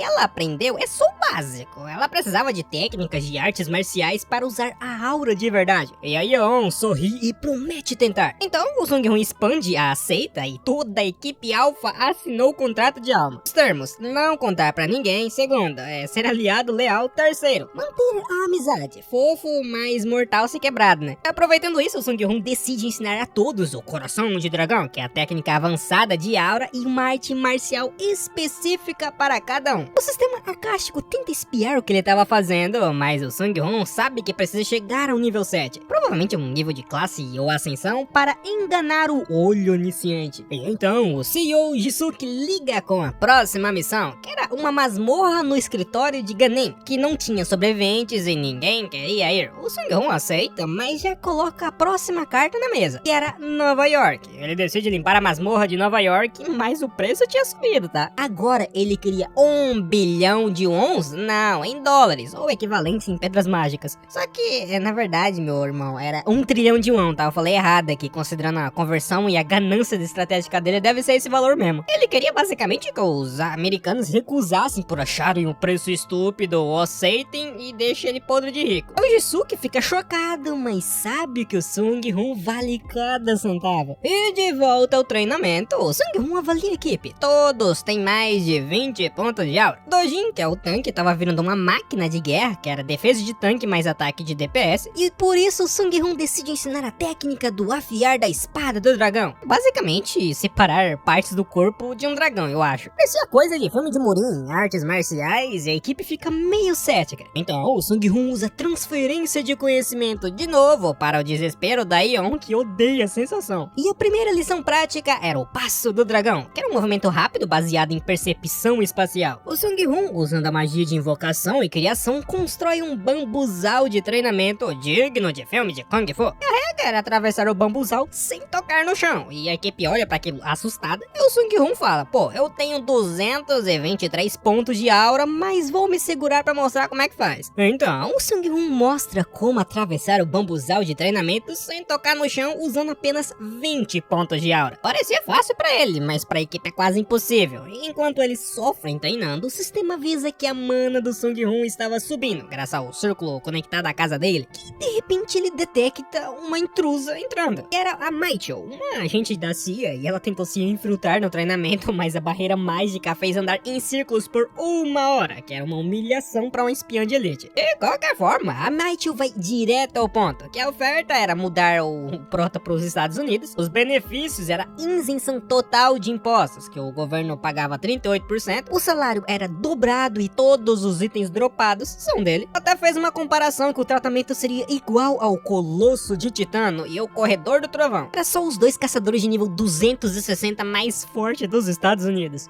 Tipo assim, era uma oferta tentadora, mas o Sung-Hun recusa. Primeiro, o valor real. Ele disse que a CIA subestimou seu valor e ele não apenas limpa a masmorra sozinho, ele é exército de um homem só, com golems e tudo. Segundo, o preço. Ele pede 1 trilhão de won para limpar apenas uma masmorra, a da Nova York, sem imigração. Terceiro, que era motivo oculto, ele não vai abandonar a casa e a mãe na Coreia, né? A família em primeiro lugar. Marshall, derrotada e impressionada, vai embora. E o Sung-Hun sabe que os Estados Unidos vão voltar com uma oferta melhor, mas por enquanto ele tem o controle. Enquanto isso, a mãe do Sung-Hun estava aproveitando a vida de celebridade local com a pele rejuvenescida e as amigas invejosas. E o Sung-Hun desativa a barreira mágica e volta para sua equipe que estava suando no treinamento. Daí eles perguntam quem era, daí o Prota só responde que eram uns fãs famosos querendo contratar ele. De qualquer forma, o Sung-Hun anuncia aos jornalistas em Gangnam, ou Gana, que vai limpar uma masmorra por dia durante 5 dias. Ele entra na masmorra de Gana e imediatamente se vê caindo no céu. E o ambiente era basicamente um oceano infinito, sem terra firme, e um caçador comum morreria afogado ou comido por monstros marinhos. Só que o Sung-Hun usa voo, que é a magia de nível 3, para planar e invoca sua obra-prima, que era o Golem-Aranha modo aquático. O robô se transforma num submarino barra veículo anfíbio, alguma coisa assim. Enquanto o Golem mergulha para caçar monstros, que era o protocolo de destruição ativado, o Sung-Hun decide treinar os passos na água, que é andar sobre a água utilizando aura. E um tubarão gigante salta para devorá-lo. O Golem-Aranha emerge, pula nas costas do tubarão e crava suas agulhas de choque. O tubarão é frito na hora, o Sung-Hun ganha XP e pensa: pô, se eu continuar subindo de nível tão rápido, eu não vou poder entrar nas masmorras de nível 1. Por isso ele pensou que talvez era melhor levar a equipe dele para dividir o XP. E outra, vendo a eficiência do robô, o Sung-Hun tem uma epifania: pô, se eu produzir uns golem desses em massa, eu vou ficar trilionário. Mas ele decide focar no nível 50 primeiro. Nisso, o Sung-Hun limpa a masmorra e sai, e a internet explode. Ele é o herói nacional, limpando masmorras impossíveis como se fosse passeio no parque. E de volta ao escritório, um novo pedido chega do Serviço Nacional de Inteligência. O Cho Seon, que é o vice-diretor, queria algo específico. Como o Sung-Hun estava subindo de nível rápido demais, eles querem utilizar a equipe Alpha, que é os discípulos da seita, para as próximas missões. E o Sung-Hun já percebe o desespero. A taxa de sucesso é menor que 50% para as outras equipes, e o governo não quer perder o seu único desperto milagroso. Sung-Hun, se dirigindo ao chefe, reflete: pô, o conhecimento de Arquimago pode mudar o paradigma do mundo, mas se descobrirem, ele vira alvo. Então ele precisava chegar ao nível 8 de magia sem o sistema para se proteger de verdade. Até lá, ele precisava ser cuidadoso e rápido. E de volta ao escritório ou casa, o Sung-Hun distribui seus pontos de de atributos. Ele tem 115 pontos sobrando. Mana, ele não precisa, porque ele sabe sozinho. Força e agilidade, ele pode treinar. Ele decide jogar tudo em sorte. E a sorte atual dele é de 192. E o raciocínio dele é o seguinte: controlar probabilidades é um poder divino. E ninguém investe nisso porque é incerto. Mas ele é um arquimago da sorte agora. De qualquer forma, o treinamento no bambuzal termina com alguns galos na cabeça da Yeon. E era hora da prática real. O Sung-Hoon leva a equipe para uma área de caça, mas antes o presente, que eram equipamentos mágicos personalizados criados por ele. A equipe fica chocada, os itens são de nível recompensa de masmorra. O Sung-Hoon já avisa para eles manter aquilo em segredo e dizer que droparam aquilo numa masmorra. Então ele lança um drone e detecta 6 lobos de 2 caudas. E a estratégia já muda. O Dojin não vai tancar, o Sung-Hoon vai ficar no teto do caminhão protegendo o veículo e observando, e a equipe vai lutar individualmente para testar a aura. O arqueiro Jinsu sobe no teto, ativa essa aura que fica os olhos laranjas e mira. E assim, a primeira caçada da nova equipe Alpha havia começado. E com a equipe Alpha agora, armada até os dentes com os itens mágicos do Sung-Hoon, eles enfrentam os lobos de 2 caudas. O Jinsu, arqueiro, usa a flecha perseguidora de vento e perfura o crânio de um lobo, que era basicamente uma habilidade one shot. O Dojin, que é basicamente agora um tanque DPS, avança com força bruta e joga vários lobos longes com um golpe. O Jinsong, que é o lanceiro, tenta se exibir e comete um erro de principiante e é cercado, mas ele usa o passo de dragão que aprendeu no bambuzal para esquivar e repelir o ataque, matando o lobo.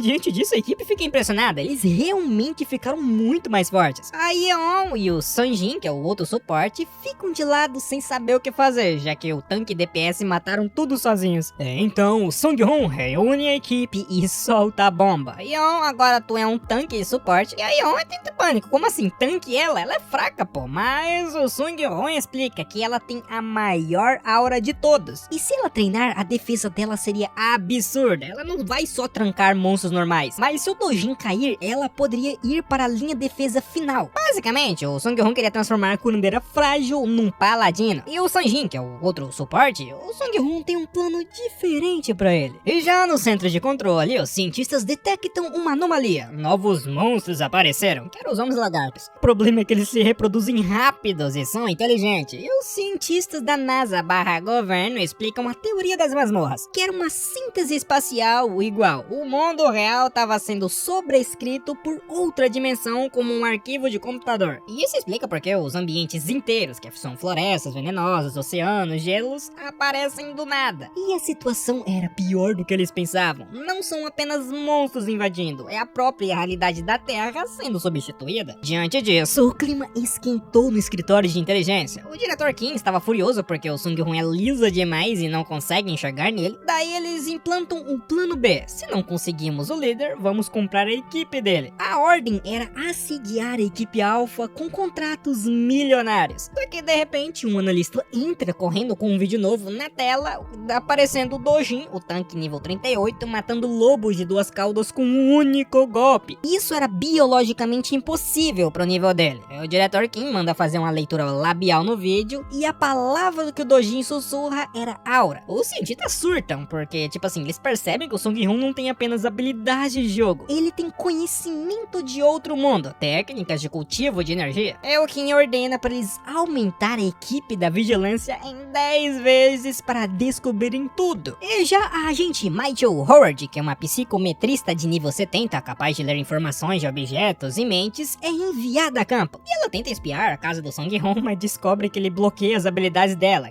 Tipo assim, ele tenta ler a mente de um arquimago reencarnado e pedir pra ter dor de cabeça, né, minha filha? Calma aí. Mas diante disso, ela confirma que o Prota definitivamente é um mago com conhecimento muito avançado. Eu sim, a cena corta para o Dojin, que estava no seu apartamento, de pijama, comendo um miojo e se sentindo um velho depois do treino, mas de repente alguém bate na porta. E quando ele abre, com a mão na arma, porque é instinto, né, dá de cara com a Michael. Isso, o cérebro do Dojin trava, ele pensa, pô, que gata, né? Só que ele fala isso em voz alta. A Michael fica indignada, mas usa isso a seu favor. Ela se apresenta como CIA e diz que os governos dos Estados Unidos estavam interessados na equipe alva, daí já começou a guerra psicológica. O Dojin, suando frio pela beleza da moça ou pelo medo do Sung-Hoon, manda mensagem pro chefe na hora. É o Sung-Hoon, que estava com um livro na cara, lê a mensagem falando que tem uma tal de Michael da da CIA ali, o Sung-Hun só bochecha e responde: ah, eu conheço essa daí, já recusei todas as ofertas dela, fica esperto. E outra, o Sung-Hun descobre que a CIA não sabe que ele bloqueou a leitura de mente da Might, mas que eles o espionam com drones e seguem as pessoas ao seu redor, como o Dojin. E ele percebe que os Estados Unidos estão comprando tempo, e a estratégia é basicamente o seguinte: primeiro, quer limpar o quarto, remover o inventário comprometedor. Segundo, aumentar a produção, ele precisava de mais pedras mágicas para criar artefatos. E terceiro, é fazer tudo sozinho, porque ele não pode depender de ninguém. Nisso, ele sai pela cidade e reflete sobre a sociedade moderna, que ao contrário da sua vida passada, onde a força bruta definia a nobreza, o mundo moderno é uma era da informação, e informação é poder. E ele precisava chegar ao ranking 5, que é acima do nível 50, para que nem um nível 200 pudesse tocá-lo. E assim, um tempo depois, o Sung-Hun encontra a Might-Chun num restaurante, e ela tava faminta, coitada. Ela traz informações urgentes. A China tava se movendo, e o grupo Jokushin usa artes marciais tradicionais combinadas com a habilidade do sistema akáshico. Basicamente, eles descobriram como usar Ki barra aura, assim como o Prota. E isso provava que existia conhecimento sobrenatural perdido na Terra. Isso, a Might-Chun mostra um vídeo de um tal de Deoki Hoyon, que é um punho de fogo, que era uma chinesa que mata monstros de nível 150. E ela tava procurando o Sung-Hun para uma aliança. Basicamente um recrutamento forçado, né? E a Might-Chun tenta recrutar o Sung-Hun para os Estados Unidos de novo, falando que se ele for o residente deles, eles poderiam proteger ele dela. Porém, o Prota recusa. E outra, de repente o Sung-Hun sorri e fala na mente da Might-Chun, que fica chocada, pois achava que conseguia ler a mente dele. O Prota fala que o inimigo já estava ali. A porta se abre e a Doki Hoyon entra. Cheia de arrogância e poder, ela libera uma aura poderosa e Ki, que é o punho de fogo, e destrói a câmera espiando a Might. Ah, rasgando também a camisa da agente no processo. Que constrangedor, né? Mas a chinesa diz que eles eram Yankees sem vergonhas. Eu não faço a mínima ideia que seja isso. É o Sung-Hun, calmo como sempre, convida a Miss Punho de Fogo para sentar na mesa, porque ela é folgada, né? A Might sai irritada, a porta se fecha e sobre apenas o Sung-Hun e a Doki Hoyon, que é a Punho de Fogo, que já libera sua aura pra testar o Prota, e o Sung-Hun responde com a dele, deixando-a impressionada. E ela é arrogante, fala informalmente, o Sung-Hun devolve na mesma moeda, porque ele é o mestre da provocação. E a Deoki Hoyon faz a oferta da China. Primeira, imunidade legal total, ele poderia matar qualquer um, menos na frente das câmeras. Segundo, isenção de impostos. Terceiro, cheque em branco, basicamente dinheiro ilimitado. O Sung-Hun acha generoso, mas percebe que a China sabe mais do que diz. E assim a Deoki Hoyon ataca de surpresa do nada, quebrando uma cadeira, e o Sung-Hun desaparece, utilizando tipo uma ilusão barra teletransporte, e aparece do outro lado da sala. Ela fica furiosa e libera tanto Ki que o prédio treme. Ela tenta dar um soco nele, mas erra e destrói a parede do restaurante, e os escombros caem na rua e pessoas entram em pânico, e o Sung-Hun, vendo o caos no centro de Seul, propõe uma trégua, falando pra eles lutar em outro lugar, e ela escolhe onde e quando, e ela aceita, só que avisa que caso ele perder, não voltaria inteiro pra casa. E depois de quase destruir o quarteirão, o Sung-Hun vai para a loja de equipamentos da HD Works, que afinal ele tem prioridade VIP, e ele precisava de itens para a luta contra a Deoki Hoyon, e atualmente ele tem a pulseira do dragão negro, o anel de suporte do sistema, que era um item mítico, e o anel do subespaço, que era um item único. Nisso ele compra um anel único para usar como bateria de mana extra, e também compra uma pulseira anã, dava 15% de resistência mágica, e ele paga com um cartão corporativo ou seus bilhões acumulados, sabendo que esses itens são temporários até ele criar os seus próprios. E assim, um tempo depois, o Sung-Hun chega à filial coreana do grupo Tengen, que é da China. O lugar é absurdo, um prédio que funciona como uma cidade inteira, com processamento de monstros e tecnologia de ponta. Vendo isso, Sung-Hun nota que o dinheiro não era problema pra China, e talvez ele tava até planejando copiar a estrutura. De qualquer forma, ele chega na arena, onde a Deoki Hoyon estava impaciente já.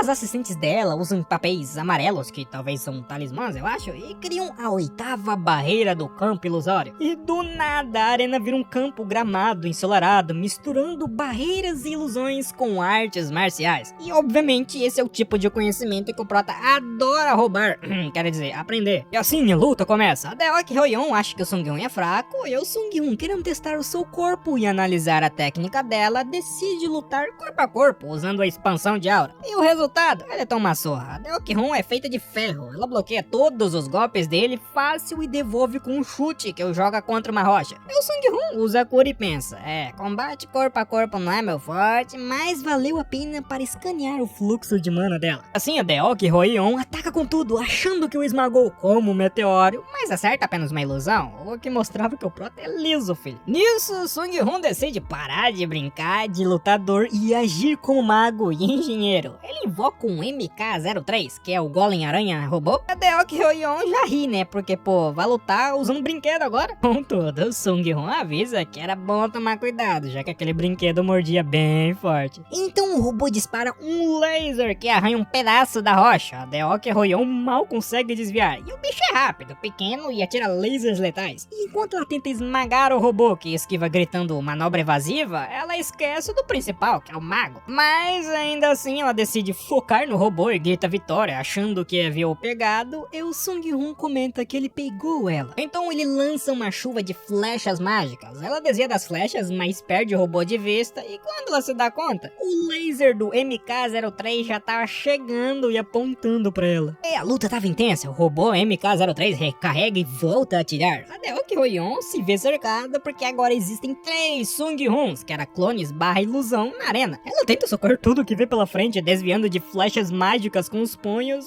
O problema é que o Sung-Hun é o rei da malandragem. Ele mistura flechas reais com ilusões. Ela bloqueia uma flecha que não existe e logo em seguida uma flecha real corta a bochecha dela. E o Sung-Hun, aproveitando, já ri, né? Comentando que ela era forte, mas não sabe ler o oponente. Então faltava experiência contra alguém mais forte que ela. Basicamente, chamou ela de núbia com muito poder de ataque. E, diante dessa situação, a Deok Hyoyeon percebe que vai perder se continuar na defensiva. Então ela decide apostar tudo num golpe final. Ela carrega todo o seu ki e corre em direção aos céus, pisando nas próprias flechas mágicas do Sung-Hun para ganhar impulso. E assim ela utiliza o golpe da palma destruidora de céu. O conceito é colidir o Yin e Yang para causar uma destruição máxima, e uma explosão nuclear acontece no meio da arena. Nisso, as assistentes até acham que ela tinha ganhado. Só que quando a poeira baixa, a Deok Hyoyeon estava ofegante no meio de uma cratera, e ela olha pra cima e o Sung-Hun estava flutuando calmamente perto do teto, sentado numa pedra flutuante sem nenhum arranhão. Ele até comenta que foi uma bela explosão, mas que ela era um sapo no poço que não conhece o oceano. A Deok Hyoyeon tenta revidar, mas começa a vomitar sangue e não foi o Sung-Hun que a feriu. Ela usou uma técnica tão forte que quebrou sua própria circulação interna de que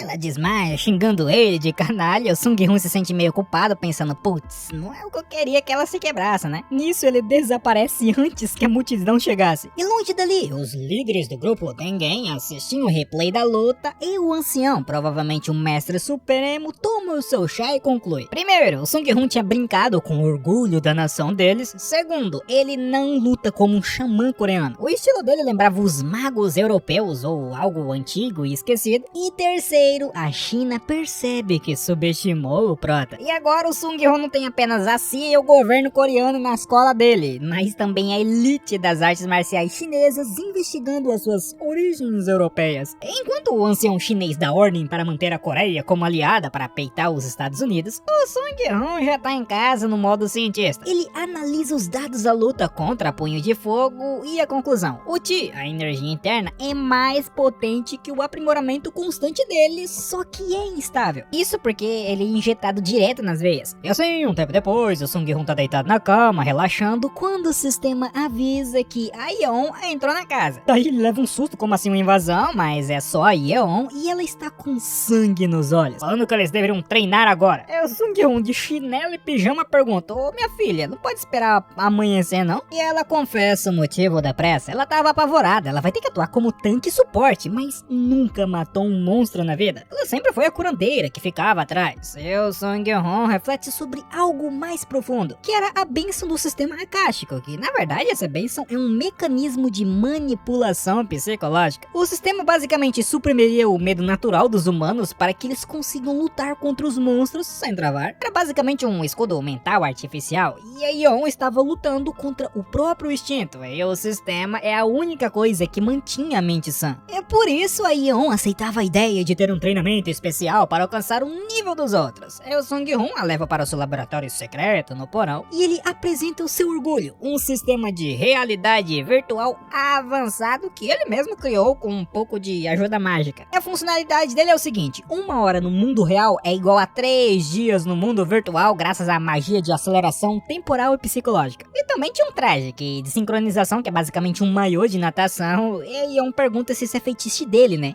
O Sung-hoon, com uma cara de técnico sério, fala que não, é pra aumentar a sincronização como um fluido conector, sei. Então ele usa a telecinese para tirar a camiseta dela, sem tempo a perder, e a joga dentro do tanque de água /VR. E dentro da simulação, a Yeon acorda numa base militar. Uma instrutora NPC chamada de Hazeda a insulta, falando declaras fracas, 50 pontos de habilidade ou nada. E a Yeon, vendo aquilo ali, comentou que pelo jeito o prota lê muito webtoon de guerra. De qualquer forma, o desafio começa, que era matar um orc. A Yeon entra em pânico, mas o seu corpo reage sozinho usando os passos do dragão que o Sung-hoon implantou no cérebro dela. E ela consegue dar um golpe crítico, mas se descuida e o orc arranca a cabeça dela, dando game over. Ela respawna na tenda e a Yeon entende que aquilo é um jogo roguelike. Morreu, volta pro início. E sabendo disso, ela sorri porque agora sim vai ser divertido. Enquanto a Yeon morre e renasce no VR, o Sung-hoon faz as contas. Uma semana real igual a 20 dias virtuais de treino. Com isso, a equipe vai ficar monstra muito mais rápido. É assim que ele liga pro Dojin, falando pra ele vir pra cá logo, trazendo pijama, porque vai ser uma vesta pijama antes do treino. Só que de repente o sistema avisa que a Michael da CIA tinha entrado na casa. O Sung-hoon suspira porque a casa dele virou ponto turístico. A Michael entra nervosa, segurando uma caneca, talvez o café do encontro anterior. Ela já chega pedindo desculpas, mas não tinha muito tempo, porque aparentemente as coisas estavam feias. Então ela solta a bomba. A masmorra de Brooklyn evoluiu. Não é mais de nível 1 não, é de nível 2. E os monstros mudaram por causa da evolução.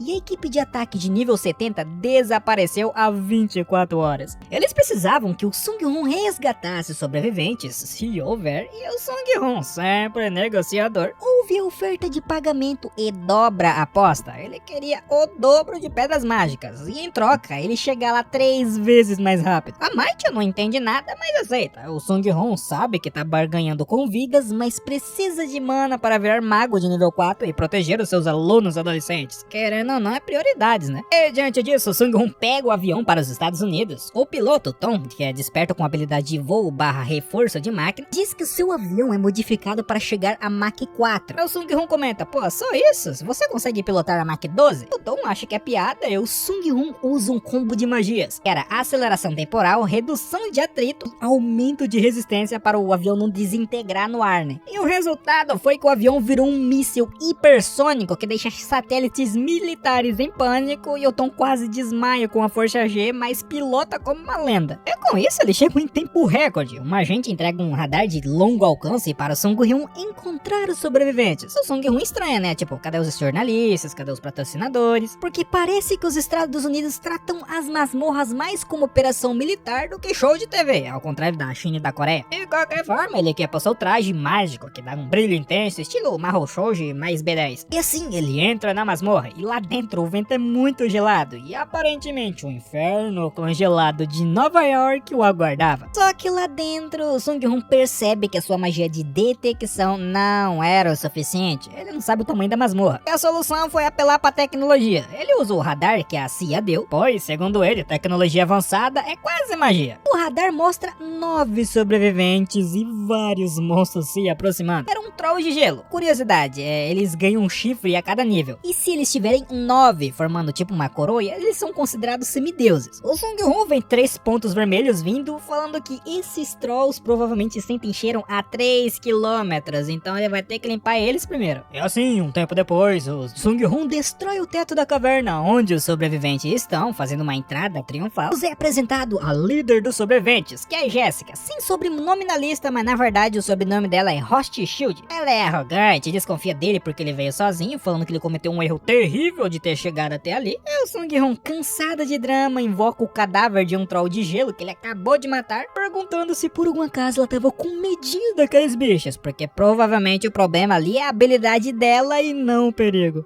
A Jessica já fica toda furiosa, mas reconhece a força dele. Ela explica que o verdadeiro problema é o chefe da masmorra. O Sung-Hun ignora e vai cuidar dos feridos, ele restaura a mana do curandeiro deles. A Jessica fica chocada, porque tipo assim, o prota consegue restaurar a mana dos outros, isso era impossível. Mas daí ela reflete sobre a sua origem, que era a família Rothschild, o donos do dinheiro do mundo, filho. Ela foi treinada para ser perfeita, mas o Sung-Hun, o primeiro, estava em outro nível. Ele matou o troll sem nem suar, enquanto a equipe de elite dela quase morreu. E assim, o Sung-Hun termina de curar a equipe e eles estavam exaustos e famintos. E ele faz o impensável, puxa um fogareiro e uma panela do inventário e começa a fazer arroz frito no meio de uma masmorra congelada. Enquanto cozinha, ele pergunta sobre o chefe e a Miller, que é a tanque, diz que é uma naga gigante de 6 metros e 2 braços. O Sung-Hun, como um professor de biologia de monstros, explica que nagas com 4 braços são nagalasas. Se tiverem 9, são nível semideus. E essa de 2 braços é fraquinha, pô, mas tem poderes chatos, que é o grito paralisante, raio laser dos olhos e nevasca. E diante disso, ele decide ir sozinho de novo, mas a Jessica o segura, literalmente derrubando no chão. Ela queria ir junto para ajudar, e a Mila revela o segredo dela. A Jessica tem um buff que aumenta os status dos aliados em 20%. O Sung-Hun fica chocado, porque tipo assim, 20% é um buff divino, né? E a Jessica explica a sua magia, que era a magia cerimonial inglesa, baseada em rituais e tempo de conjuração. O Sung-Hun fica fascinado por aprender novos sistemas de magia, como o Ki da China, e aceita ajuda com um ok, mas elas deveriam seguir a ordem deles. E com isso, eles vão em direção ao chefe montados no Golem Aranha. A Jessica, curiosa, rica e influente, pergunta qual é a fonte do poder dele, e o Sung-Hun decide soltar uma verdade parcial. Aquele ali era conhecimento de outro mundo. A Jessica acha que é piada ou fantasia, e o Sung-Hun ri e muda de assunto, perguntando sobre os outros tipos de magia no mundo. Ele queria saber tudo, magia inglesa, que chinês. O Arquimago tava basicamente querendo montar seu arsenal global. E a Jessica revela que conhece as magias chinesa, indiana, holandesa, africana e inglesa. O Sung-Hun fica impressionado, porque o mundo não tem falta de poderes, só de mana. Quando de repente os trolls de gelo atacam, o Sung-Hun nem se mexe. Ele usa seus fios de metal reforçados com o poder do sistema para fatiar os monstros instantaneamente. A Jessica fica chocada, porque tipo assim, armas comuns não funcionavam em monstros, então como que ele fez aquilo? E o Sung-Hun de novo mente parcialmente. Era uma habilidade de despertar. Na verdade era só a técnica de selamento e reforço. De qualquer forma, eles chegam à caverna do chefe e a Jessica revela os seus feitiços. Primeiro, fogo inextinguível, que queima para sempre. Segundo, ferida deteriorante, que apodrece o inimigo. E terceiro, dor excruciante, que era basicamente um ataque nervoso. E ela dá o buff de 20% em todos os status para o Sung-Hun e ele se sente um deus. E com isso ele provoca o chefe, que era a naga gigante, derrubando pedras na entrada da caverna, e ele tenta usar a magia de análise na Jessica, mas ela percebe na hora e cancela o feitiço, falando pra ele não invadir o espaço pessoal dela. O Sung-Hun pede desculpas e tal, ele só queria roubar, aprender a magia dela, mas parece que não deu muito certo não. Ah, e já a Naga sai da caverna pegando fogo, que era feitiço da Jessica, e o monstro levita em direção a eles. O Sung-Hun, turbinado pelo buff, cheio de equipamentos, calculadora de mana, circuitos auxiliares, decide humilhar. Ele lança bolas de fogos explosivas com força total e a Naga é pegada no chão. E a estratégia do Prota é a seguinte: voar, atacar de longe, paralisar e vencer sem levar nenhum arranhão. Parecia meio besta, né? Mas normalmente funciona. Então a Naga gigante prepara seu grito paralisante, que é uma onda sonora, e o Sung-Hun, com a calma de quem já viu de tudo, estala os dedos e usa silêncio. A Naga abre a boca e não sai nada, ela entra em pânico. E o Sung-Hoon, aproveitando isso, lança a lança perfurante de mana, que é feitiço de 4º nível, e a Naga perde um braço, mas sobrevive e foge pra dentro de um tornado de neve. A Naga tenta se esconder na nevasca e usar magia de gelo, e o Sung-Hoon pensa, quer brincar de clima, então toma um sol em miniatura. Sim, ele invoca um sol pequeno que evapora a neve instantaneamente. A Naga é exposta e queimada pelo fogo da Jéssica, que ainda estava ativa, e sem ter para onde correr, a Naga tenta atacar. O Sung-Hoon muda a pegada do cajado e, num movimento físico surpreendente para um mago, perfura o peito do monstro. E assim o XP dele sobe, chega no nível 55 e agora ele estava bloqueado das masmorras de nível 1. O que significava que era fim de jogo para o modo fácil. E o Sung-Hoon traz os sobreviventes e os corpos dos mortos de volta. Ele é recebido como herói. Mas nos bastidores, a Jéssica entrega a gravação da luta para sua família. E os analistas ficaram chocados. Ele voa como se fosse nada, ele gasta mana como se fosse água, e eles desconfiavam que ele converte em eletricidade em mana. E sim, eles estavam certos, né? E depois de salvar Nova York, o Sung-Hoon vai pra praia, tomar um coquetel e relaxar, mas a paz de um herói dura pouco. Uma voz familiar aparece, comentando que ele estava bem relaxado para quem causou tanta confusão. E era a Jéssica, e ele descobre que a ilha privada da CIA, na verdade, pertence à família dela. Coincidência? Claro que não, a Jéssica vai direto ao ponto, questionando como que ele faz a eletricidade virar mana. Claro, ela queria aprender, e o Sung-Hoon, sabendo que a CIA está ouvindo, faz uma demonstração rápida de relâmpagos nos dedos e corta a conversa, e ele sussurra algo no ouvido dela, provavelmente uma condição impossível para a troca, e vai embora com a Michael. A Jéssica fica pensativa, falando que o preço era alto demais, porém talvez valha a pena pagar. Nisso, Sung-Hoon volta para a Coreia e vai checar o progresso na equipe no VR. E já se passaram 3 dias reais, igual a 12 virtuais, e ele acessa o vídeo da Yeon, e o que ele vê o deixa chocado. No VR, a Yeon tá numa batalha épica contra os goblins, os orcs e um chefe ogro. E ela não é mais a garota assustada não, ela usa 7 cortes da presa do dragão e decapita os monstros sem nem piscar. E o cenário é o seguinte, NPCs, cavaleiros e magos estão sendo massacrados pelo ogro, porque a Yae é burra e eles se jogam na morte. A Yeon usa os NPCs como distração, porque tipo assim, ela é frio calculista e aprendeu com o mestre e acumula aura. Na fase 1, ela explode a perna do ogro com o golpe do dragão. Na fase 2, enquanto o ogro mata os bots, ela carrega o golpe final e ela pula na cabeça de um cavaleiro, estilo Mario Bros, e salta para as costas. E prepara um ataque fatal na nuca, falando que havia pegado ele e a vitória dela. E assim que ela dá o golpe final, ela tá exultante, quando de repente ela é desconectada do servidor e ela acorda na sala do Sung-Hoon furiosa, porque tipo assim, ela matou o ogro, foram 21 tentativas e cadê a recompensa dela? Pô, ela desligou antes do loot. O Sung-Hoon, tomando seu chocolate quente, tenta acalmá-la, falando, pô, você tá muito viciada, e ele esqueceu que criou um sistema viciante. E ele explica que apesar de ser um jogo, o corpo dela, que é o sistema nervoso, absorveu a experiência e ela não era mais uma noob. E falando nisso, o Sung-Hoon analisa o progresso dela. Nível de aura, rank 3, basicamente um gênio. O tempo foi 4 dias reais e o resultado foi que ela matou um ogro sozinha. A Yeon pergunta sobre os outros, os velhos, que é o Miller e a Cia. O Sung-Hoon diz que eles vão demorar mais uns 2 dias para chegar no nível dela, e para compensar o Rage Kit forçado,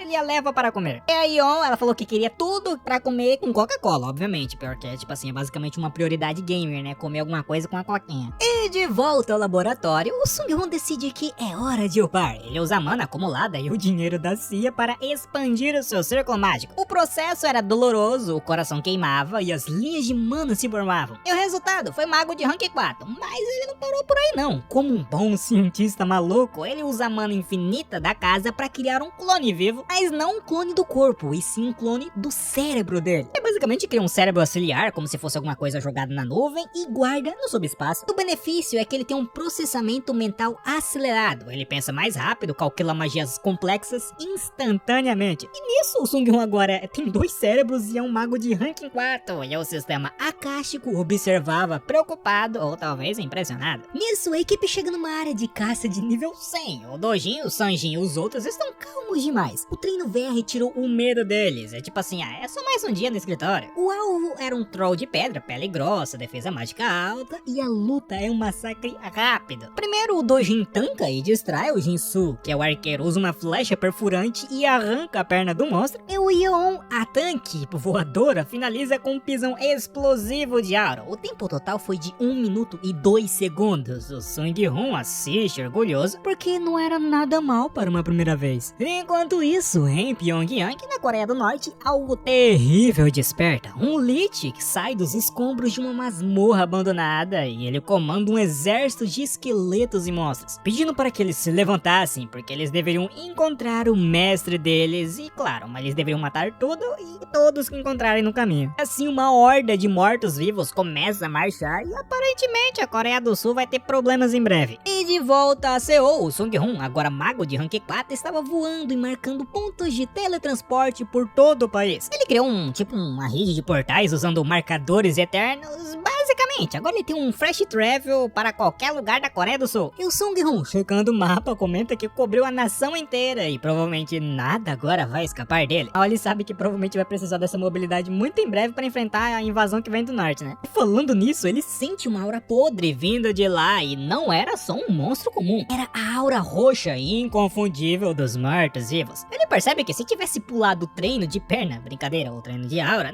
nem teria notado. Como ele não tinha marcado um checkpoint, ou as coordenadas salvas no norte, ele vai ter que fazer um teletransporte manual. E chegando nos arredores de Pyongyang, na Coreia do Norte, a situação era caótica. Monstros do tipo hiena, que é humanoides, estavam lutando contra os esqueletos, só que o terreno é terra negra, e basicamente pra você entender a regra, se você morrer na terra negra, você vira um morto-vivo instantaneamente. As hienas tentam fugir, mas são cercadas e devoradas, e em segundos os exércitos dos mortos-vivos dobra de tamanho. O Sung-hoon, assistindo de camarote em cima de uma árvore, analisa a situação. Primeiro, a evolução acelerada, os mortos-vivos ali ganham XP em dobro, eles evoluem muito rápido. Segundo, o líder, tem um Lich ou mago esqueleto comandando tudo isso, o que significa que alguém estava usando magia das sombras de alto nível. E o Sung-hoon percebe que, na vida passada, ele chamaria sacerdotes divinos para purificar tudo. Na Terra moderna, eles não existem, né? Lutar sozinho contra o Lich e um exército infinito seria chato e perigoso. Então, ele faz o que qualquer cidadão moderno faria. Tira uma foto com o celular, falando que, pô, eu vou deixar o governo lidar com isso daí. É assim, as fotos chegam no governo sul-coreano e o pânico é geral. Os Estados Unidos falam que eles estavam culpados com as próprias masmorras se fundindo com a realidade. O Japão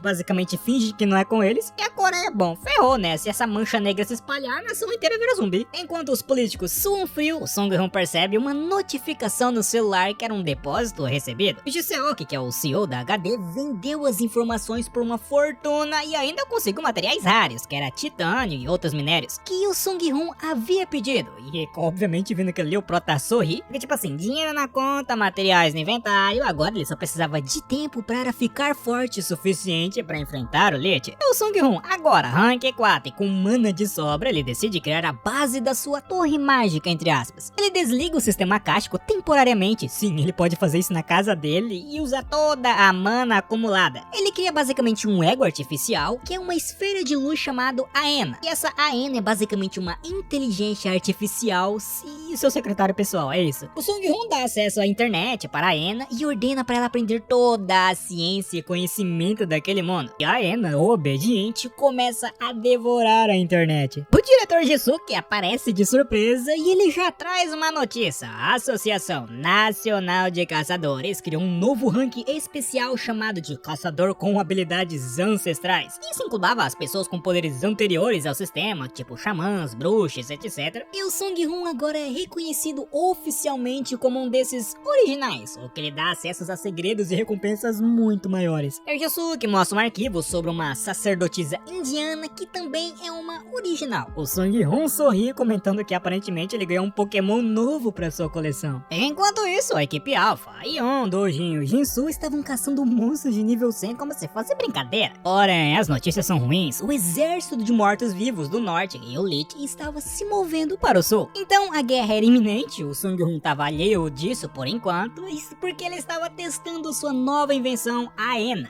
E ele estava criando uma impressão 3D mágica, tá? Basicamente imprimia anéis mágicos complexos instantaneamente. O primeiro produto foi o anel de sobrevivência triplo, que permite viver sem comer, beber ou dormir. O preço de venda era de 1 1 bilhão cada. Sung-hoon já começou a refletir que vai ficar rico. A Ena falou que a produção em massa levaria 2 semanas. E se o Sung-hoon pergunta como vai o aprendizado da sua IA mágica, a Ena, e ela responde que estava estudando energia nuclear. E logo eles poderiam construir uma usina nuclear mágica.